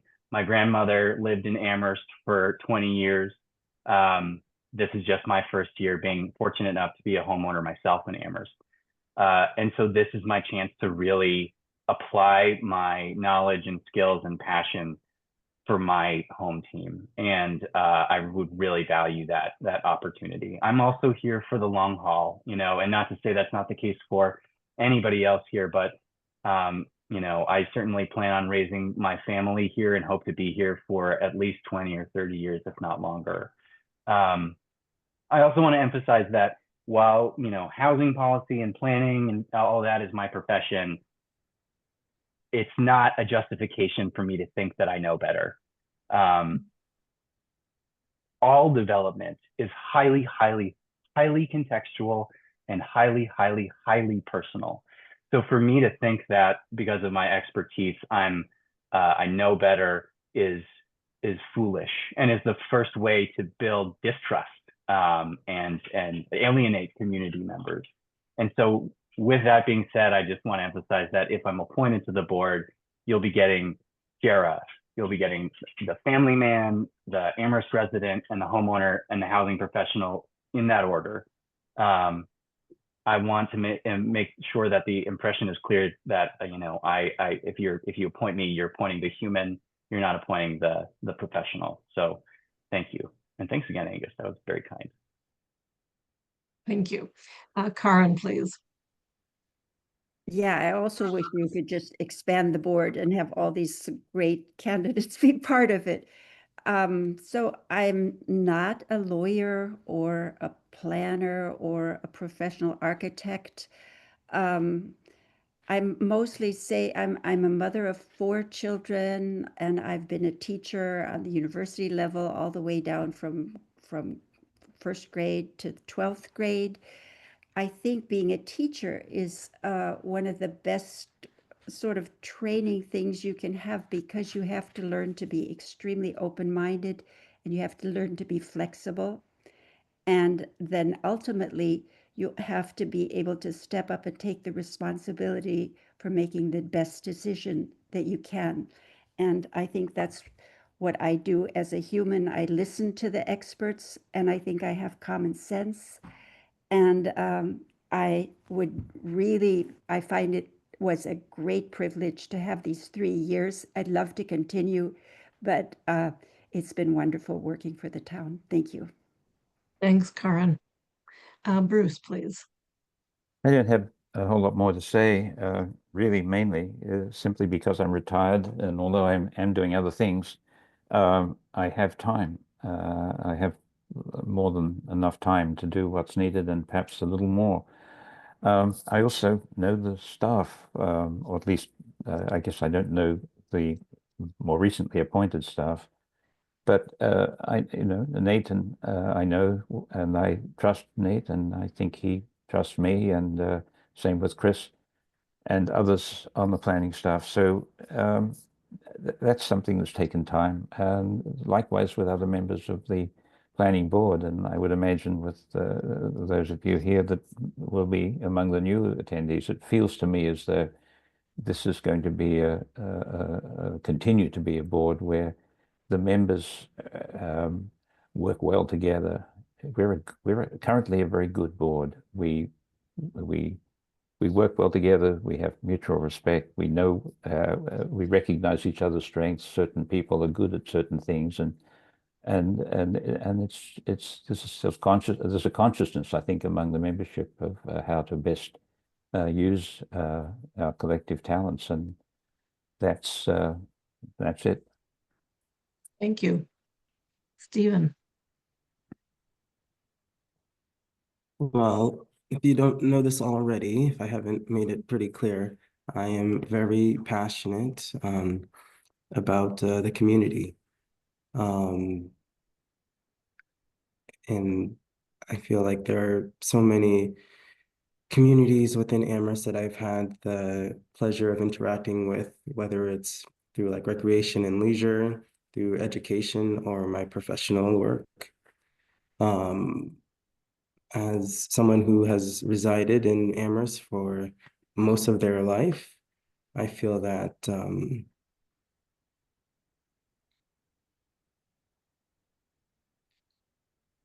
well, I know and I'm starting to see and feel the effects of the community and everyone's works and contributions, and just seeing how they have affected my life through, the schools, different programs that are available, different resources, different opportunities. And I think it is important that Amherst continues to do so, to make it a community where everyone can thrive and can contribute to and to feel welcomed. And it's yeah, that would be at the heart of my my decisions. Should I be on this board? Great, thank you very much. Kathy. I have the last question, and it may be the easiest since you've all applied to be on the board. Please confirm that you had the time to commit to meetings, hearings, and site visits. And if you currently serve on any town boards or committees, do you see any conflicts with serving on multiple boards? And can you imagine the time commitment for all? And we start with Jera. Thank you. I do have a slightly complicated answer. So I also was given the incredible opportunity to interview for a position on the Housing Trust. And I likely only have time for either the trust or the planning board. I know the planning board is certainly a larger time commitment. I also do have my second child on the way. He will be arriving at the end of August. And so it's possible that September and October, my life might be a little crazy with a newborn in the house. I oscillate between like, they sleep a lot, it'll be fine. And then remembering I won't be sleeping a lot, so maybe I won't be fine. But I also, without trying to be too self-promotional, feel like that perspective of a young parent, being a member of the board, even if that means that family conflicts might prevent me from going to every visit, every meeting. It certainly would be my intention to, but babies get sick, wives need help when I'm on it's just the way that life is. And so I don't want to give the false impression that I have the abundance of availability all the time. I probably have to do one or the other. It's possible I could miss some meetings. But one thing that I like to talk about in larger groups is together we know a lot. Individually, we know some things, but together we know a lot. And so with the support of people like Bruce and Karin, who do have a little bit more free time and can spend some more time looking at the details, maybe those of us who have more commitments like work and kids can focus in on other particular parts, and together we can collaboratively work together to make sure that everybody's well qualified and everybody's well prepared for the meeting. So I wish I could just say yes, but it's a yes and some additional qualifiers. No, thank you very much, because Thank you. Those were very useful comments. Karen? Yeah, I am in the lucky position to have the time. I'm no longer on the historical, or I'm going to stop being on the local historical commission, which I also enjoyed and I'll miss. So yeah, I can go to all the meetings and I can fill everybody in on everything they've missed. Thank you. Bruce? I'm on the Local Historic District Commission and also the Elementary School Building Committee, as Kathy well knows, being chair. And I've been on those for the whole of the time that I've been on the planning board, and it hasn't made any, I think, problematic situation for any of those boards. So I think I'm well able to make a solid commitment. Thank you, Bruce. Stephen? Yes, I do. Thank you. And Angus? I'll give a slightly longer answer as well. I've got a 10-month-old, and we're likely to have more children as well. So similar kind of boat to Jara. But I do believe that I can commit the time to this, depending on when we have our second child. And again, as I said before, I'm also applying to be on the zoning, or instead, applying to be on the zoning board of appeals. And I understand y'all choose one or the other for appointments. And I just wanted to add thank you to Karin and Bruce for the time that you've served on the planning board. And Bruce, I hope y'all build us a good elementary school. That's Kathy's job. Great. Thank And you, it will be everyone. great. It will be great. I know that. It's a colossally wonderful team and process we have. Yes. Thank you, everyone, and especially thank you for meeting at this time of day in the middle of a workday. It is actually something that when we choose our meeting times, we have to recognize that there are impacts to folks who may want to participate. So I think what we will do now is we are going to close the interview. Appreciate everyone, your time, your energy, and your thoughtfulness. We are going to put you in the attendees list. I say that with a smile since I may have to be the one to do it. And so somebody may have to coach me through that. We will then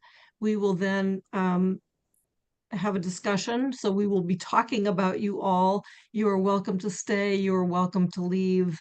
And our intention is to take a vote this afternoon on what we will recommend to the town council for the meeting on the 16th. I believe, if not the 16th, the 30th.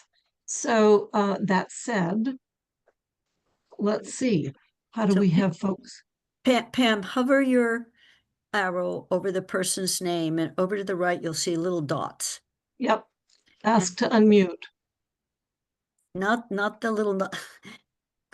Okay. One of the options. Oh, I'm not the host, so you should see as host an option to move. I can't see it. I'm changing a role to attendee. Yes, that's what you do.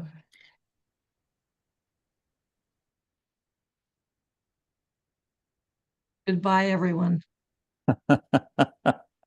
As I change You'll your be roles. zapped out.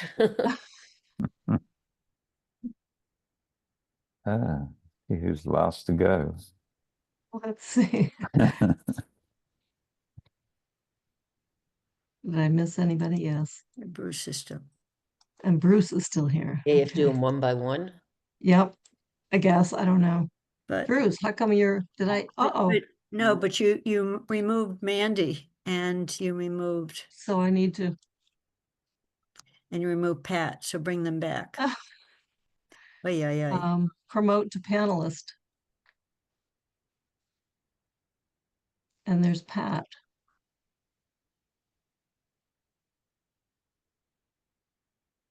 You brought Mandy back. And Pat. She's still in attendees. There she is. Okay. Whoops. And then,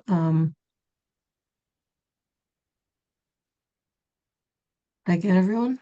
You 2, get, 3, 4, 5. we're, 1, 2, we're 3, back 4, to 5. 5. We're back. Thank you. Thank you, everyone. Thanks for your patience. I I want to feel like open it's the, bewitched. yeah, right. In and out. Oh, Poof, Stephen, let's see. We need to hover over your name. How did you do that? I don't know. It was magic. Stephen is not going away. There he goes. Okay, now take your cursor away from attendees so you That's probably what happened. Okay, so we have 5 panelists. Thank you very much. I would like to open the floor to conversation and with an effort, 2 things. One, to come to resolution on who we would like to recommend for appointment. Secondly, to discuss, if we have time, the sufficiency of pool for the ZBA candidacies, and the potential opportunity for an extra meeting for discussion if we run out of time. I have to, as I said earlier, I have a very hard stop. Not my choice. So let's see what we can accomplish. And then I may have to turn it over to Jennifer at the end if that is an issue. And I'm going to make you co-host, Jennifer, right now before I forget. okay. Okay, good. Thank you. Okay, open to the floor. Wonderful conversation.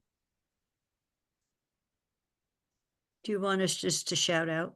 Yeah, shout out. No, I thought the questions were very good because we got people really took the time to think about them and not every answer was the same, but one of the things I saw is people were listening to each other, which was terrific. So I have a question because one of the candidates, Jera, said he has to make a choice. How do we find out if we say planning board, whether that would be his top choice, as opposed to the housing authority? So, so Jennifer, he said he can't do both. So that was my So question. I think it's housing trust. That's the only. Okay, sir, housing trust, right? So yeah, so he'll have to make a choice. So so I just it's purely a question. So if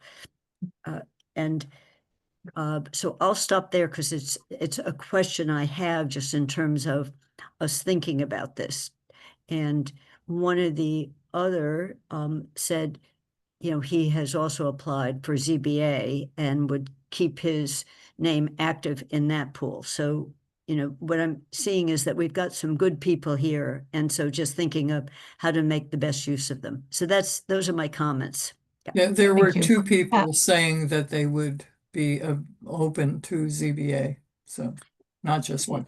That's all. Okay. Oh, okay. I didn't hear, Pat, I didn't hear that. Yeah. That's okay. That's all right. Jennifer? Yeah, I should add this. 2 days ago, Stephen Casey submitted a CAF for the Zoning Board of Appeals, so he's also officially on that Okay. list now. Thank you. I'd like to just broach the subject of renewals. That is our stated preference, if you will, for council in council policy that we give due consideration to folks who have served and are willing to serve longer. Councilor Haneke. So it's not a stated preference in our council policy. There is a selection guidance that says we're looking for a strong base of seasoned members as well as newer members, but all candidates face the same odds when we're talking about this, according to the town council policy. And I think we have to be clear about that, that yes, someone who's seeking renewal brings that experience, but if there are others that are just as well qualified or more qualified, simply renewing doesn't give them a leg up to someone else who is seeking an appointment for the first time, according to our policy. As for the selection guidance, all of the 4 members who are remaining on, because their terms are not up, have extensive service on the planning board. We do not have very many new members at all when you look at their service terms. And I think we need to consider that because the council in our selection guidance is newer members who have served, bringing new energy. And then our guidance is also reflecting the diversity of our town's residents. 3 of the 4 continuing members live in what I call downtown, and I know Jennifer and I disagree on what downtown is. But what I consider downtown, center of town, one of whom, and the 4th is what is near town to me in the East Amherst Village Center, right near there. We don't have very many members at all, or at this point, that live outside of that sort of downtown commercialized area at all. And I think a planning board that is made up of primarily people who live in a small part of our geographic region is a problem. Kathy. In this case, I think continuity matters a lot. There are some initiatives that people have been working on that are active initiatives. So I see no reason, Mandy, you may say it's not a hard and fast policy, but one of the advantages of 2 3-year terms is that you can learn a lot and to not value the fact that someone has jumped in having not done it before and learned a lot going forward. So the preferences that the chair offered to us were a set of technical preferences. We do not currently have a lawyer on our thing, in terms of thinking, or a civil engineer. So no one with those skills has applied this time around. So I am strongly in favor of endorsing both Bruce and Karen to stay on for a second term, in part because of the creativity that they've been involved in, and there appears to be a good working relationship on the whole board. And I think it's good to send a signal, and we've done it before with some renewals, that we value the fact that you spent the time learning for the first 3 years, and you might have been a fast learner, you knew it all within a year, but there's a learning curve. So I think, I must say I feel the same way about town councilors. The first year or so are rocky. And in the case of the planning board or the zoning board, there's a lot to learn that's technical. That's not, not technical like building a house, but just what are the bylaws you're seeking to enforce and where do you have flexibility? So I will stop there. Thank you, Jennifer. And then Pat. Yeah, so I won't repeat what Kathy said, but I agree. I think that the 2 members who have served for a term, who have served very well, that I support them being reappointed for a second term. I think that's not something we have to do, but that's, within, I think, the guidelines, and it's been within our tradition. The 2 of the 3 candidates that we just interviewed lived in the same neighborhood as well.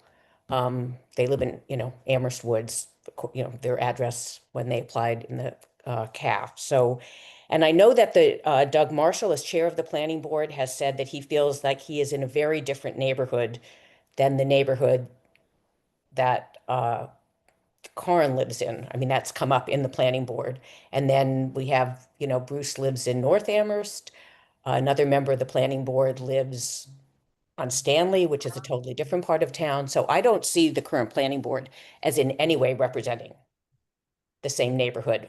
But so I don't, and again, I think, you know, two of the three candidates we interviewed today, I think, live within a few blocks of each other. Thank you, Pat. Thank you. Right now, wouldn't be endorsing Jara, Angus, and Bruce, and I do have some reservations about supporting Bruce. He's a friend, I like him, but there are issues. I cannot support Karen as a continuing member of the planning board, particularly because of, and this speaks, and this is part of my issue with Bruce. If we're talking about expanding housing, why do you want to pull back or expand, excuse me, not pull back, expand the square footage needed for footnote M, particularly in the districts that those folks live in? And that bothers me a whole lot. And I've also felt over the years listening to meetings and stuff that Karen has not really supported the expansion of housing. And you know, the issue with students and things like that really worry me. In Stephen, he's an intelligent and thoughtful young man. I was hoping for more from him, more commitment to process some of the documents and stuff for this interview. So I'm not ready to endorse him for planning board, but I'm hoping that he possibly could be on the zoning board of appeals. I feel like Jara is our strongest candidate.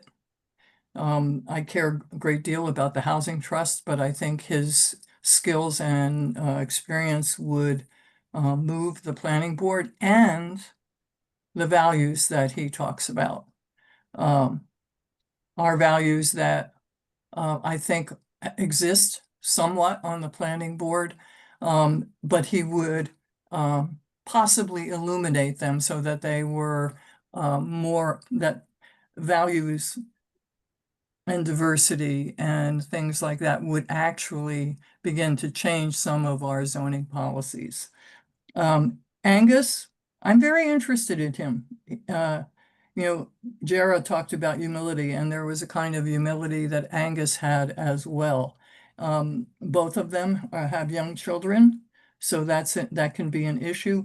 But I feel like there was a thoughtfulness to his answers and his ability to really think financially and to look at issues, his commitment to looking at the master plan, and I would say this for Jara too, a commitment to looking at the master plan, but also seeing where the master plan needs to change.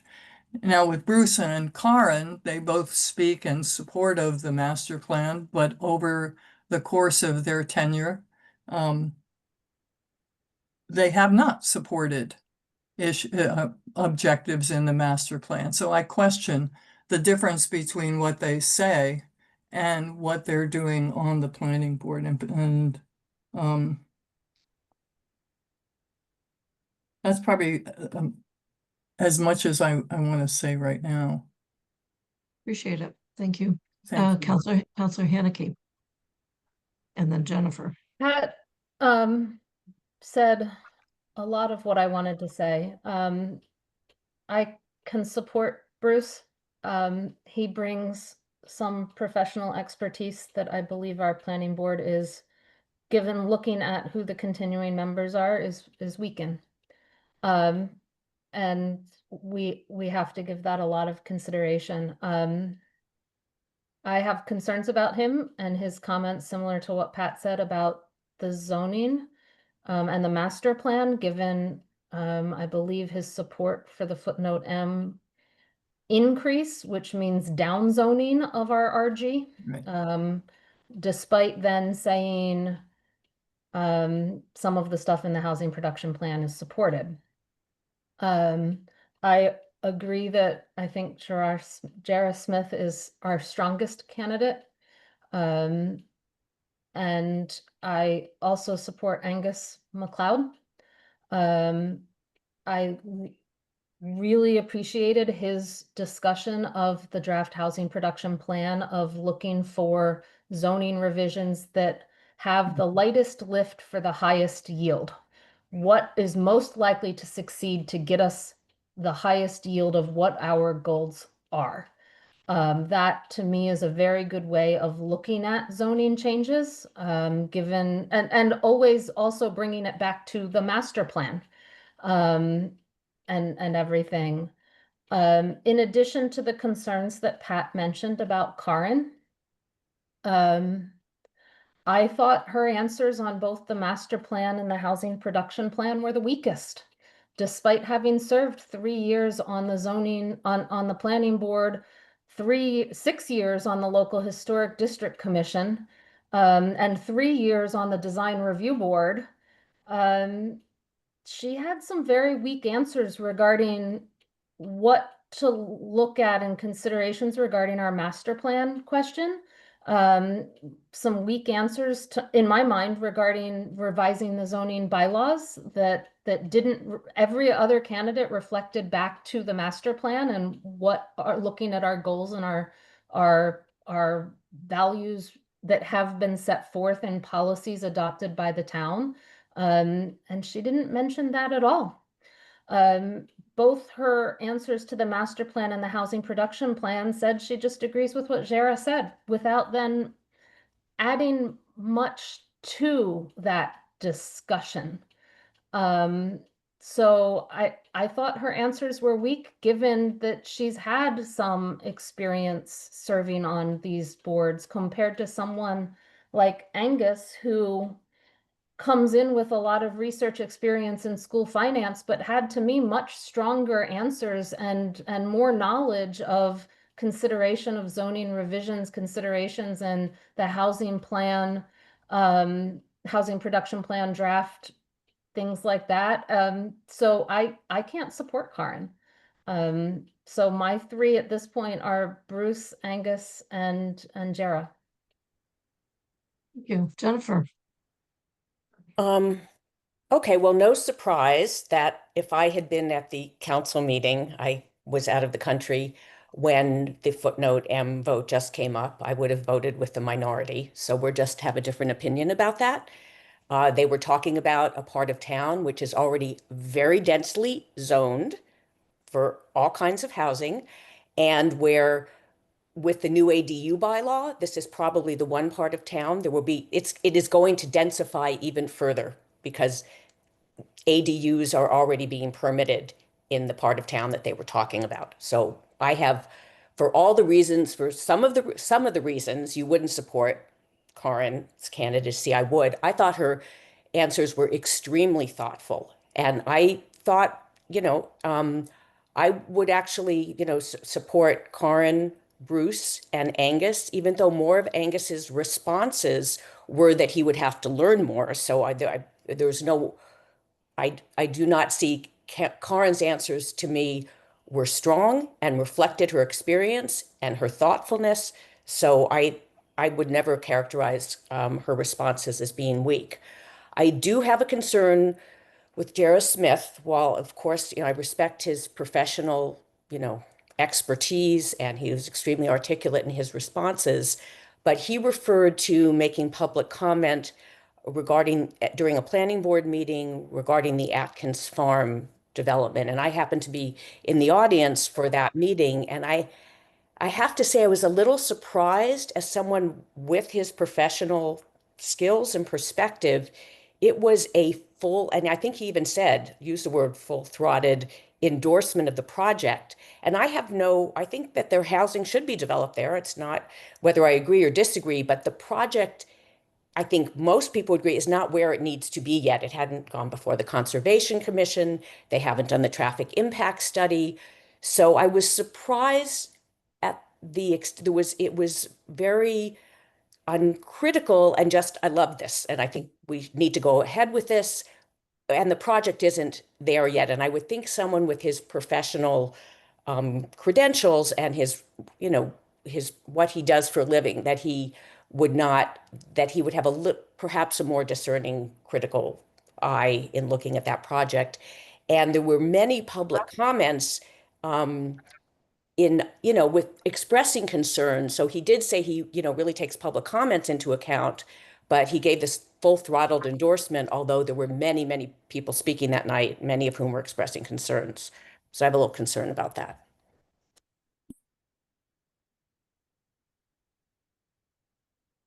I haven't spoken yet, so I will weigh in. I understand there are some folks with some really strong characteristics. I have appreciated Karen's perspectives. I think not being a planner, et cetera, et cetera, et cetera, is in a way just, offers some perspectives that may be more aligned with how communities think. And that is not, I remember when I was on the planning board, there was a woman who I sort of said, well, why is this woman on the planning board? And she actually offered wonderful insights to projects that typically improve them. And I feel in a similar way to Karen that, well, in this case, both Bruce and Karen have helped initiate and drive that follow-up subcommittee, the housing subcommittee. Yes, they've talked about some of the different zoning, but I think their focus has been on some of the overlays and grappling with the real nitty-gritty of barriers to housing in town. So the work on the overlays, I think, has been in part by staff, but in part by the encouragement of these couple of members. So I would support continuing them for a second term. I think it's appropriate. I think it's they will do a good job. I can support Jara or Angus as the group leans one way or the other on those candidates. And both bring a different skill set. Anyone else?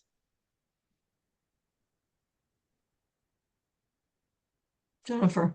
Yeah, I did want to, I mean, maybe this, say for Stephen Casey, that just because, we'll be interviewing him also for the Zoning Board of Appeal, but I don't, he is a certified appraiser, a real estate appraiser, and he has actually worked, I think maybe it was an internship with Sean Magano. He's worked closely with him, and he actually worked at, in a professional capacity with Holly Drake. So he has a lot of experience with the town and actually a lot of real estate expertise, and has lived in Amherst his whole life. So, I don't know if that all came through in a statement of interest, but I just wanted to provide that both as we consider the planning board and then the ZBA next week or in 2 weeks.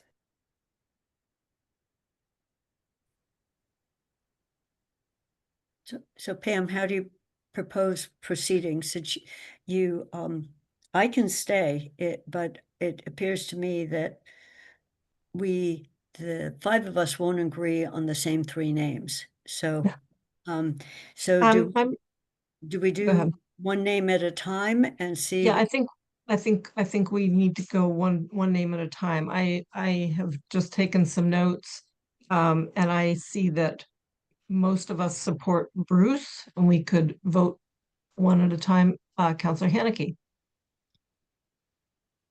So we've had this problem in the past, and I know we have, and it's created, I don't want to say issues at the council, when CRC has come in with sort of a split close vote and then a decision or motions at the council for amending that vote because it creates the default motion.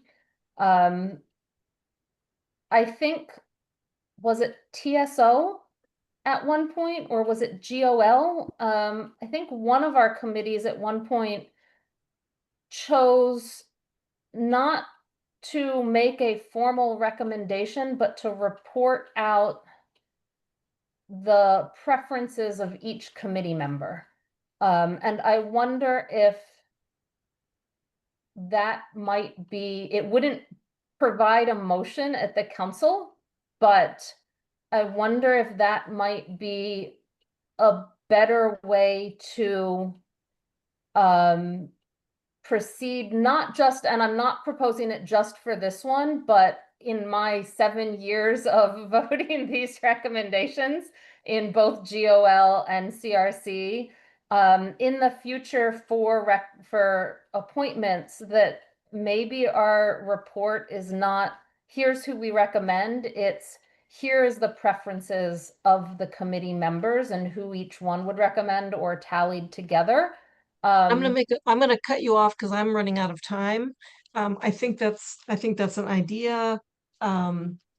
It basically puts the selection process into the lap of the council instead of us fleshing it out here, which I think is the appropriate place. We're the ones that are involved in these topics. If we can't come to consensus on something, then it just basically throws it to the will of the council, and they get to go through the whole discussion again. Many of them, I think, as last time, ended up listening to the interviews, so they had to go through all of that work themselves. Kathy, and then Jennifer, and I am starting to run out of time. No, I want to vote, Mandy. It's, as you know, for years I've tried to get on CRC, and I think it's important we vote. And yes, if it's a split vote, it's a split vote, and the record can show why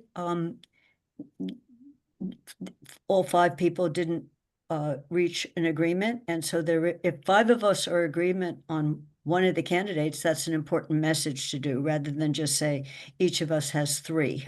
I don't think a departure this time around makes sense. Do you want to make a motion? I make a motion that we vote one person at a time, and I would start with Bruce, because I also heard there were more people saying yes to Bruce. And there are 4. There are 4, so I would do Bruce, Karen, Jera, and Angus. 5. 5. 5. I've just, no. So anyways. What are we voting? Then Yeah, we can what's the take them in motion? alphabetical order like we did. So, with Bruce. if you want to do them in alphabetical order, it's fine with me. I just don't know what the order would be, but that's fine. Bruce would be first then, right? So is there a second to that motion that we vote by person? Was there a second? Okay, let's take a quick vote. Kathy? Yes, you're a yes, because you made the motion. Jennifer? Yes. Pat? No. Counselor Haneke? So I don't think Kathy voted. I don't think it's right for you to determine what her vote is just because she made a motion. Yeah, okay. Okay. My motion is to vote by person, and I'm a yes. Thank you. This is to vote by, the motion is just to vote by person? Yeah. No, but then would we make a recommendation based on who had the majority vote? That's not included in the motion, is it? We can make that motion next after we If have. you would like me to amend my motion would be to vote by person. And if we have 3 candidates that get majority vote, meaning 3 or more, those would be the 3. And that the record would show where there wasn't consensus about those 3. and what the preferences were otherwise. But I think we should also show what the votes were on the candidates. So that's a very long motion, but I don't want to have to go through this 4 times, Mandy. I just want to go through it once. And it doesn't seem to me like we can get the report to the council by Monday night because it's a longer report that's going to have to be written. And I would like to read that report before it goes. Yeah. So if I'm understanding the motion correct, it's to vote by person. And then report every vote of those. So there will be 5 separate votes and we will report in the report every one of those 5 votes. I would. And well, then there might, if I'm just summarizing what my understanding of this motion is. And then, That's what I'm hearing. and then after those 5 votes, there's potentially a 6th vote, depending on how those 5 votes turned out, to make a recommendation. Is that summarizing your motion, Kathy? Yes, although I think once we've voted on the 5 names, there'll be majorities for some of the names. Let me just say it that way. Yes. And at least Yes, I would that's assume in my the past, understanding. if there were majority for some of the names, that was the set of 3. But if you want to do it twice, fine. No, okay, I'll vote yes. Okay, and I'm a yes. Jennifer, do you have something to add to that? No, I guess it just got answered. I thought, Okay. okay, yes. Okay, so we're gonna start alphabetically, and that would be No, but with Pat Bruce. didn't vote on the motion. Yes, She you did. voted no. Oh, she did? Well, and now that it's clarified, I will vote yes on the motion. Okay, thank you, Pat. We will start with Bruce then, with C. All those in favor of Bruce as a candidate, raise your hand. We have to roll call everything that's, You have to roll call it, Yeah. Pam. Okay, it's all not right, in person. let's roll call. Jennifer, Yes. Kathy, Yes. Pat, Yes. Counselor Haneke, Aye. Pam Rooney's an aye. Okay, so that is 1-1.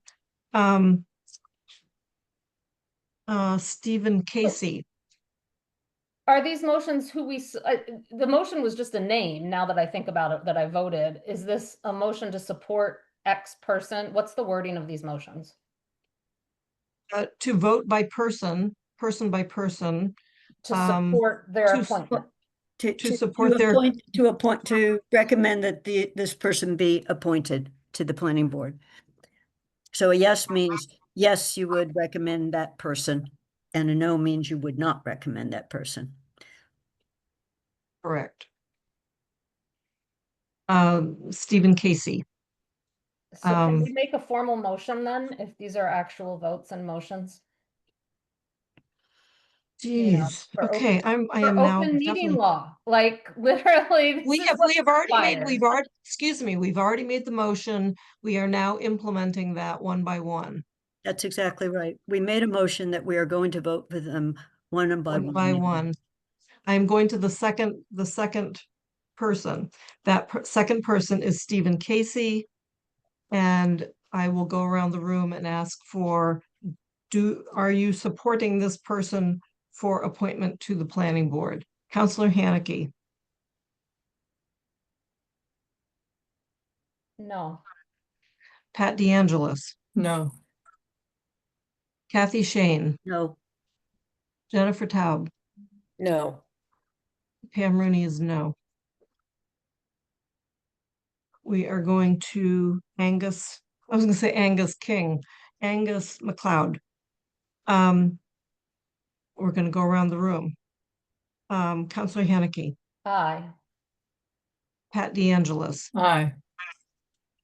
Kathy Shane, no, Jennifer Taub, Yes. and Pam Rooney is Pam Rooney's a no. So that is a 3-2 vote.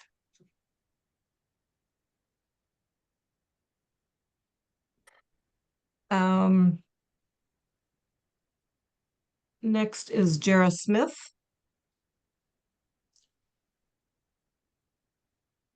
I'm going to go around the room, starting at the top. Jennifer Taub, No. Kathy Shane, Yes. Pat DeAngelis, Aye. Counselor Haneke, Aye.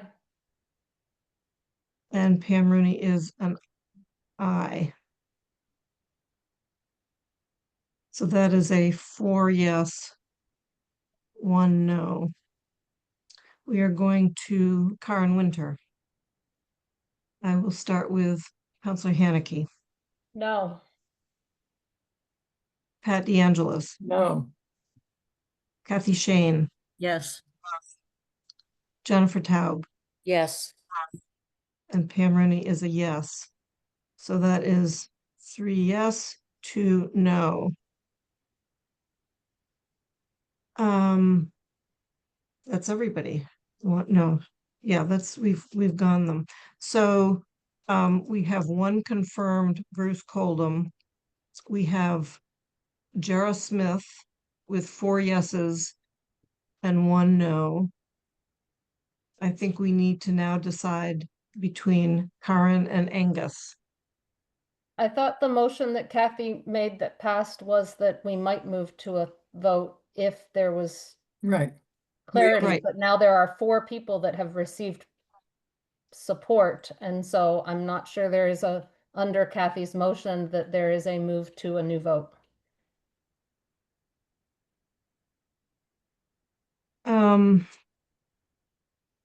We essentially have a tie. So let's That report the tie. Yeah, I think Mandy's correct. So I would report it that both Bruce and Jara got clear majority vote? clear, Yeah. clear majority, 5-0 and 4-1. And then there was a split vote with on 2 of the others where three yeses and 2 nos. That's the way I would report it. And then write up to the extent you can reasons. It is, if we went as you have in the past, let me just say this, with CRC in the past, I have no idea how you took votes, but you would have also had a problem with the third name. Yeah. So And we that's what happened couldn't last time. vote between the 2 I think that we could vote ad nauseum, and I think we'd get the same 3-2 split. We could call it a majority, but that's what happened last time when somebody decided they didn't like that vote, and we had to bring it to council and have council make the selection. I would be, as the novice on this committee, I'm more comfortable reporting it out as 2 have a strong endorsement by the committee, and then the committee was split on the 3rd. So we're making a recommendation for these 2 people and reporting on the 3rd.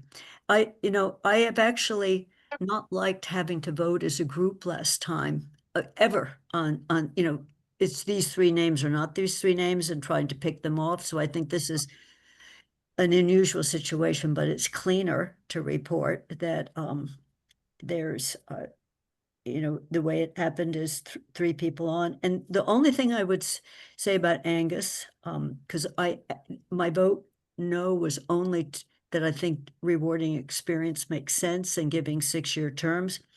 I think our experience in the past year of someone jumping in who had never done this before and deciding it really wasn't their cup of tea and leaving the planning board doesn't build knowledge. I don't think that's going to be Angus. But if Angus is also going for ZBA, we'll get him there too. So I thought he was a really strong candidate. So my vote not in favor of him was a vote for Karen, not a vote against Angus.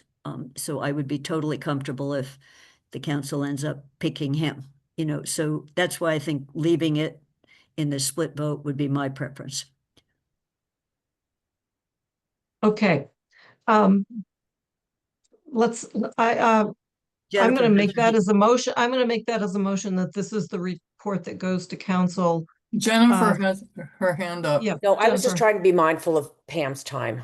Thank you. I'm trying to get to a vote Yeah. here. So I'm going to go around. That's a motion. Is there a second that we report it out in this Okay, manner? Mandy wants a clear motion. No, I okay? just, is that motion to report it out in the manner that Kathy just described? Yes. Yes, Okay. yes, it is.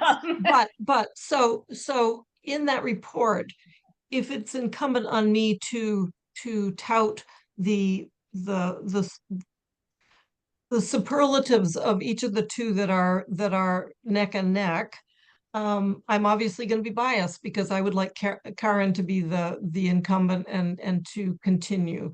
I frankly don't want to give any attributes. I want to let people Yeah. do their own thing. You don't Okay. have to because then we'll work. Okay. I want to Okay, see. so we Pat, had but we had a motion, we had a second. Let's go around the room, Jennifer. Yes. We're voting Yes. this process. Kathy, Yes. Pat, Aye. Councilor Haneke. Aye. Cameron And is an definitely aye. no touting. No touting. Or no touting, disparaging. Well, No and, touting or disparaging. and in the report, make a link to the Zoom meeting. Yeah. And link. to all the SOIs. And just do, the discussion starts at minute whatever, Pam, Okay, it's an great. I easy way think to, it would also be important for possibly the chair or vice chair to contact Jara to find out if he wants to be on the planning board. I'm hoping that he does. As much as you all know, I care about the housing trust. I think he would well serve the planning board. So Pat, I agree. That's why I asked that question, because Yeah. if Jara said he preferred the trust, then Angus would have gotten my vote, so it is, right, so that's Okay, thank you. We'll do that. We have two and other report items. it back to all of us. One Yeah. is Can I just ask a one is practical matter?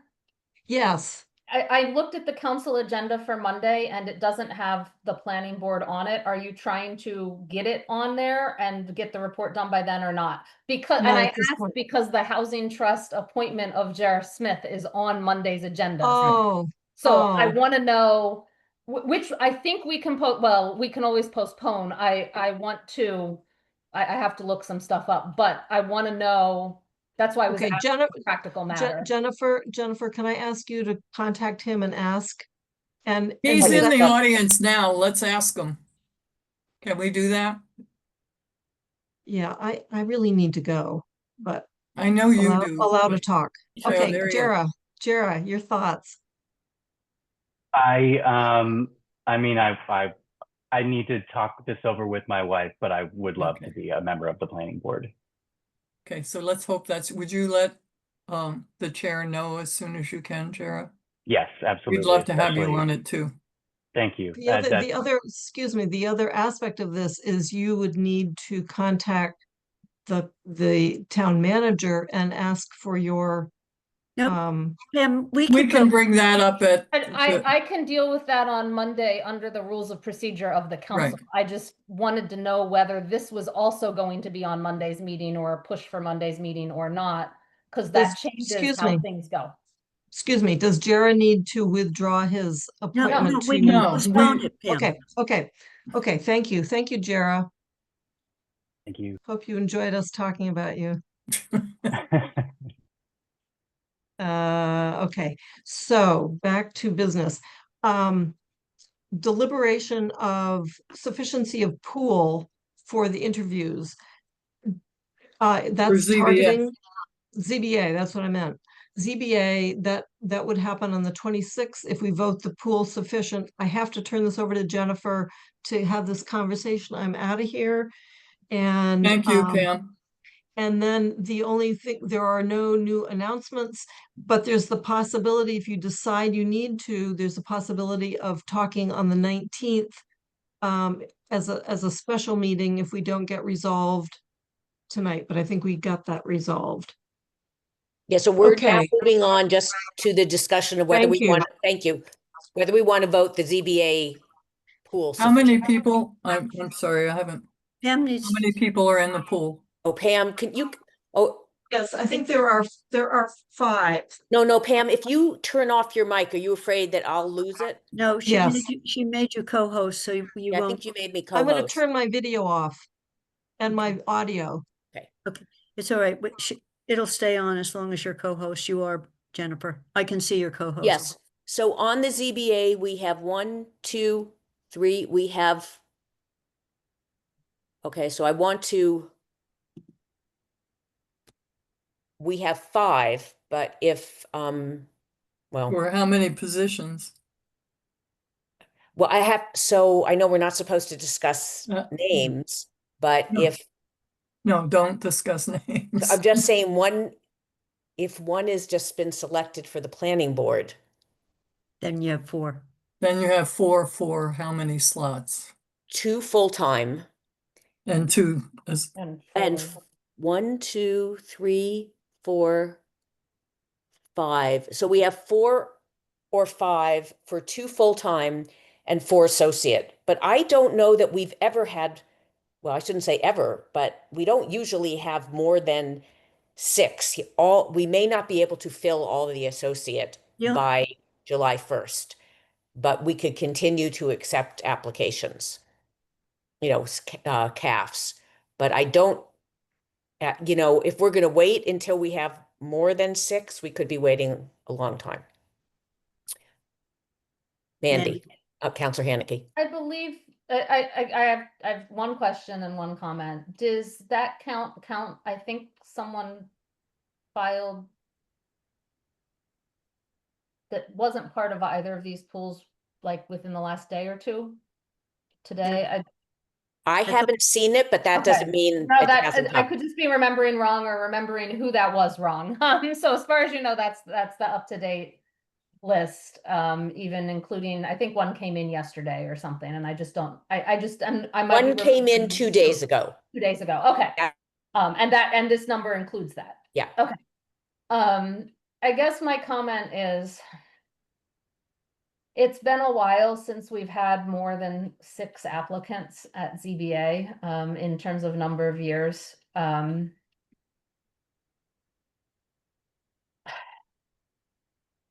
don't like declaring a pool sufficient when it isn't. we don't have enough applicants to fill all of the vacancies. And we don't, like we literally don't. And so, but I recognize that the ZBA in particular has, for certain projects, extremely some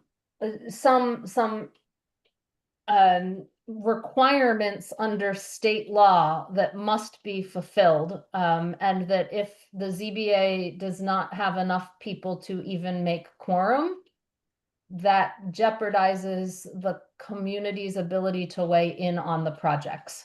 I think the result is that they just get approved and granted, if a quorum cannot be met, which sort of pushes us to not be able to just wait and go. We've had these out there for months now. And so I feel like it's one of those votes where I think we did it last year for ZBA too, which was like, we recognize this is not sufficient, but we must move forward and do this, even though it is not sufficient. And I think I'm to the point where I think that's just what we have to do right now, is admit that we don't have a sufficient pool, but that we cannot wait any longer.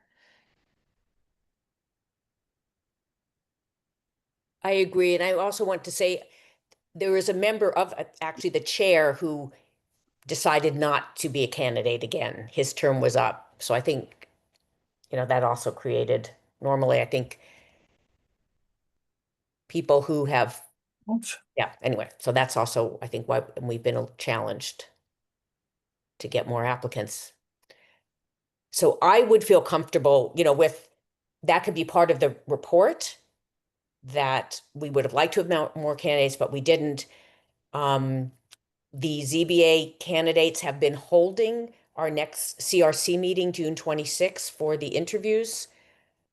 And then again, our plan was if we voted the pool sufficient to have the interviews on the 26th and then the council meeting on the 30th to be able to make the recommendation and have the vote. So we would make the July 1st start of the fiscal year in the new term.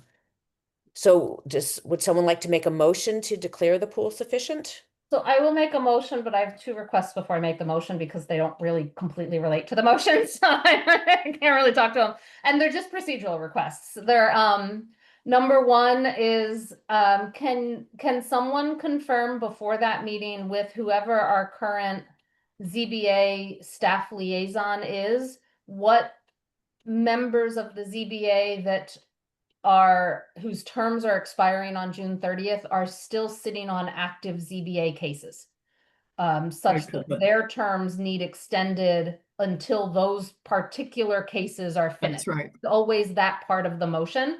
And that's not just those that might have applied for reappointment. That's anyone whose terms is expiring, whether that be as an associate member or a like someone member, who's didn't put his name someone in. who's not seeking reappointment, Right. and someone who is. Right.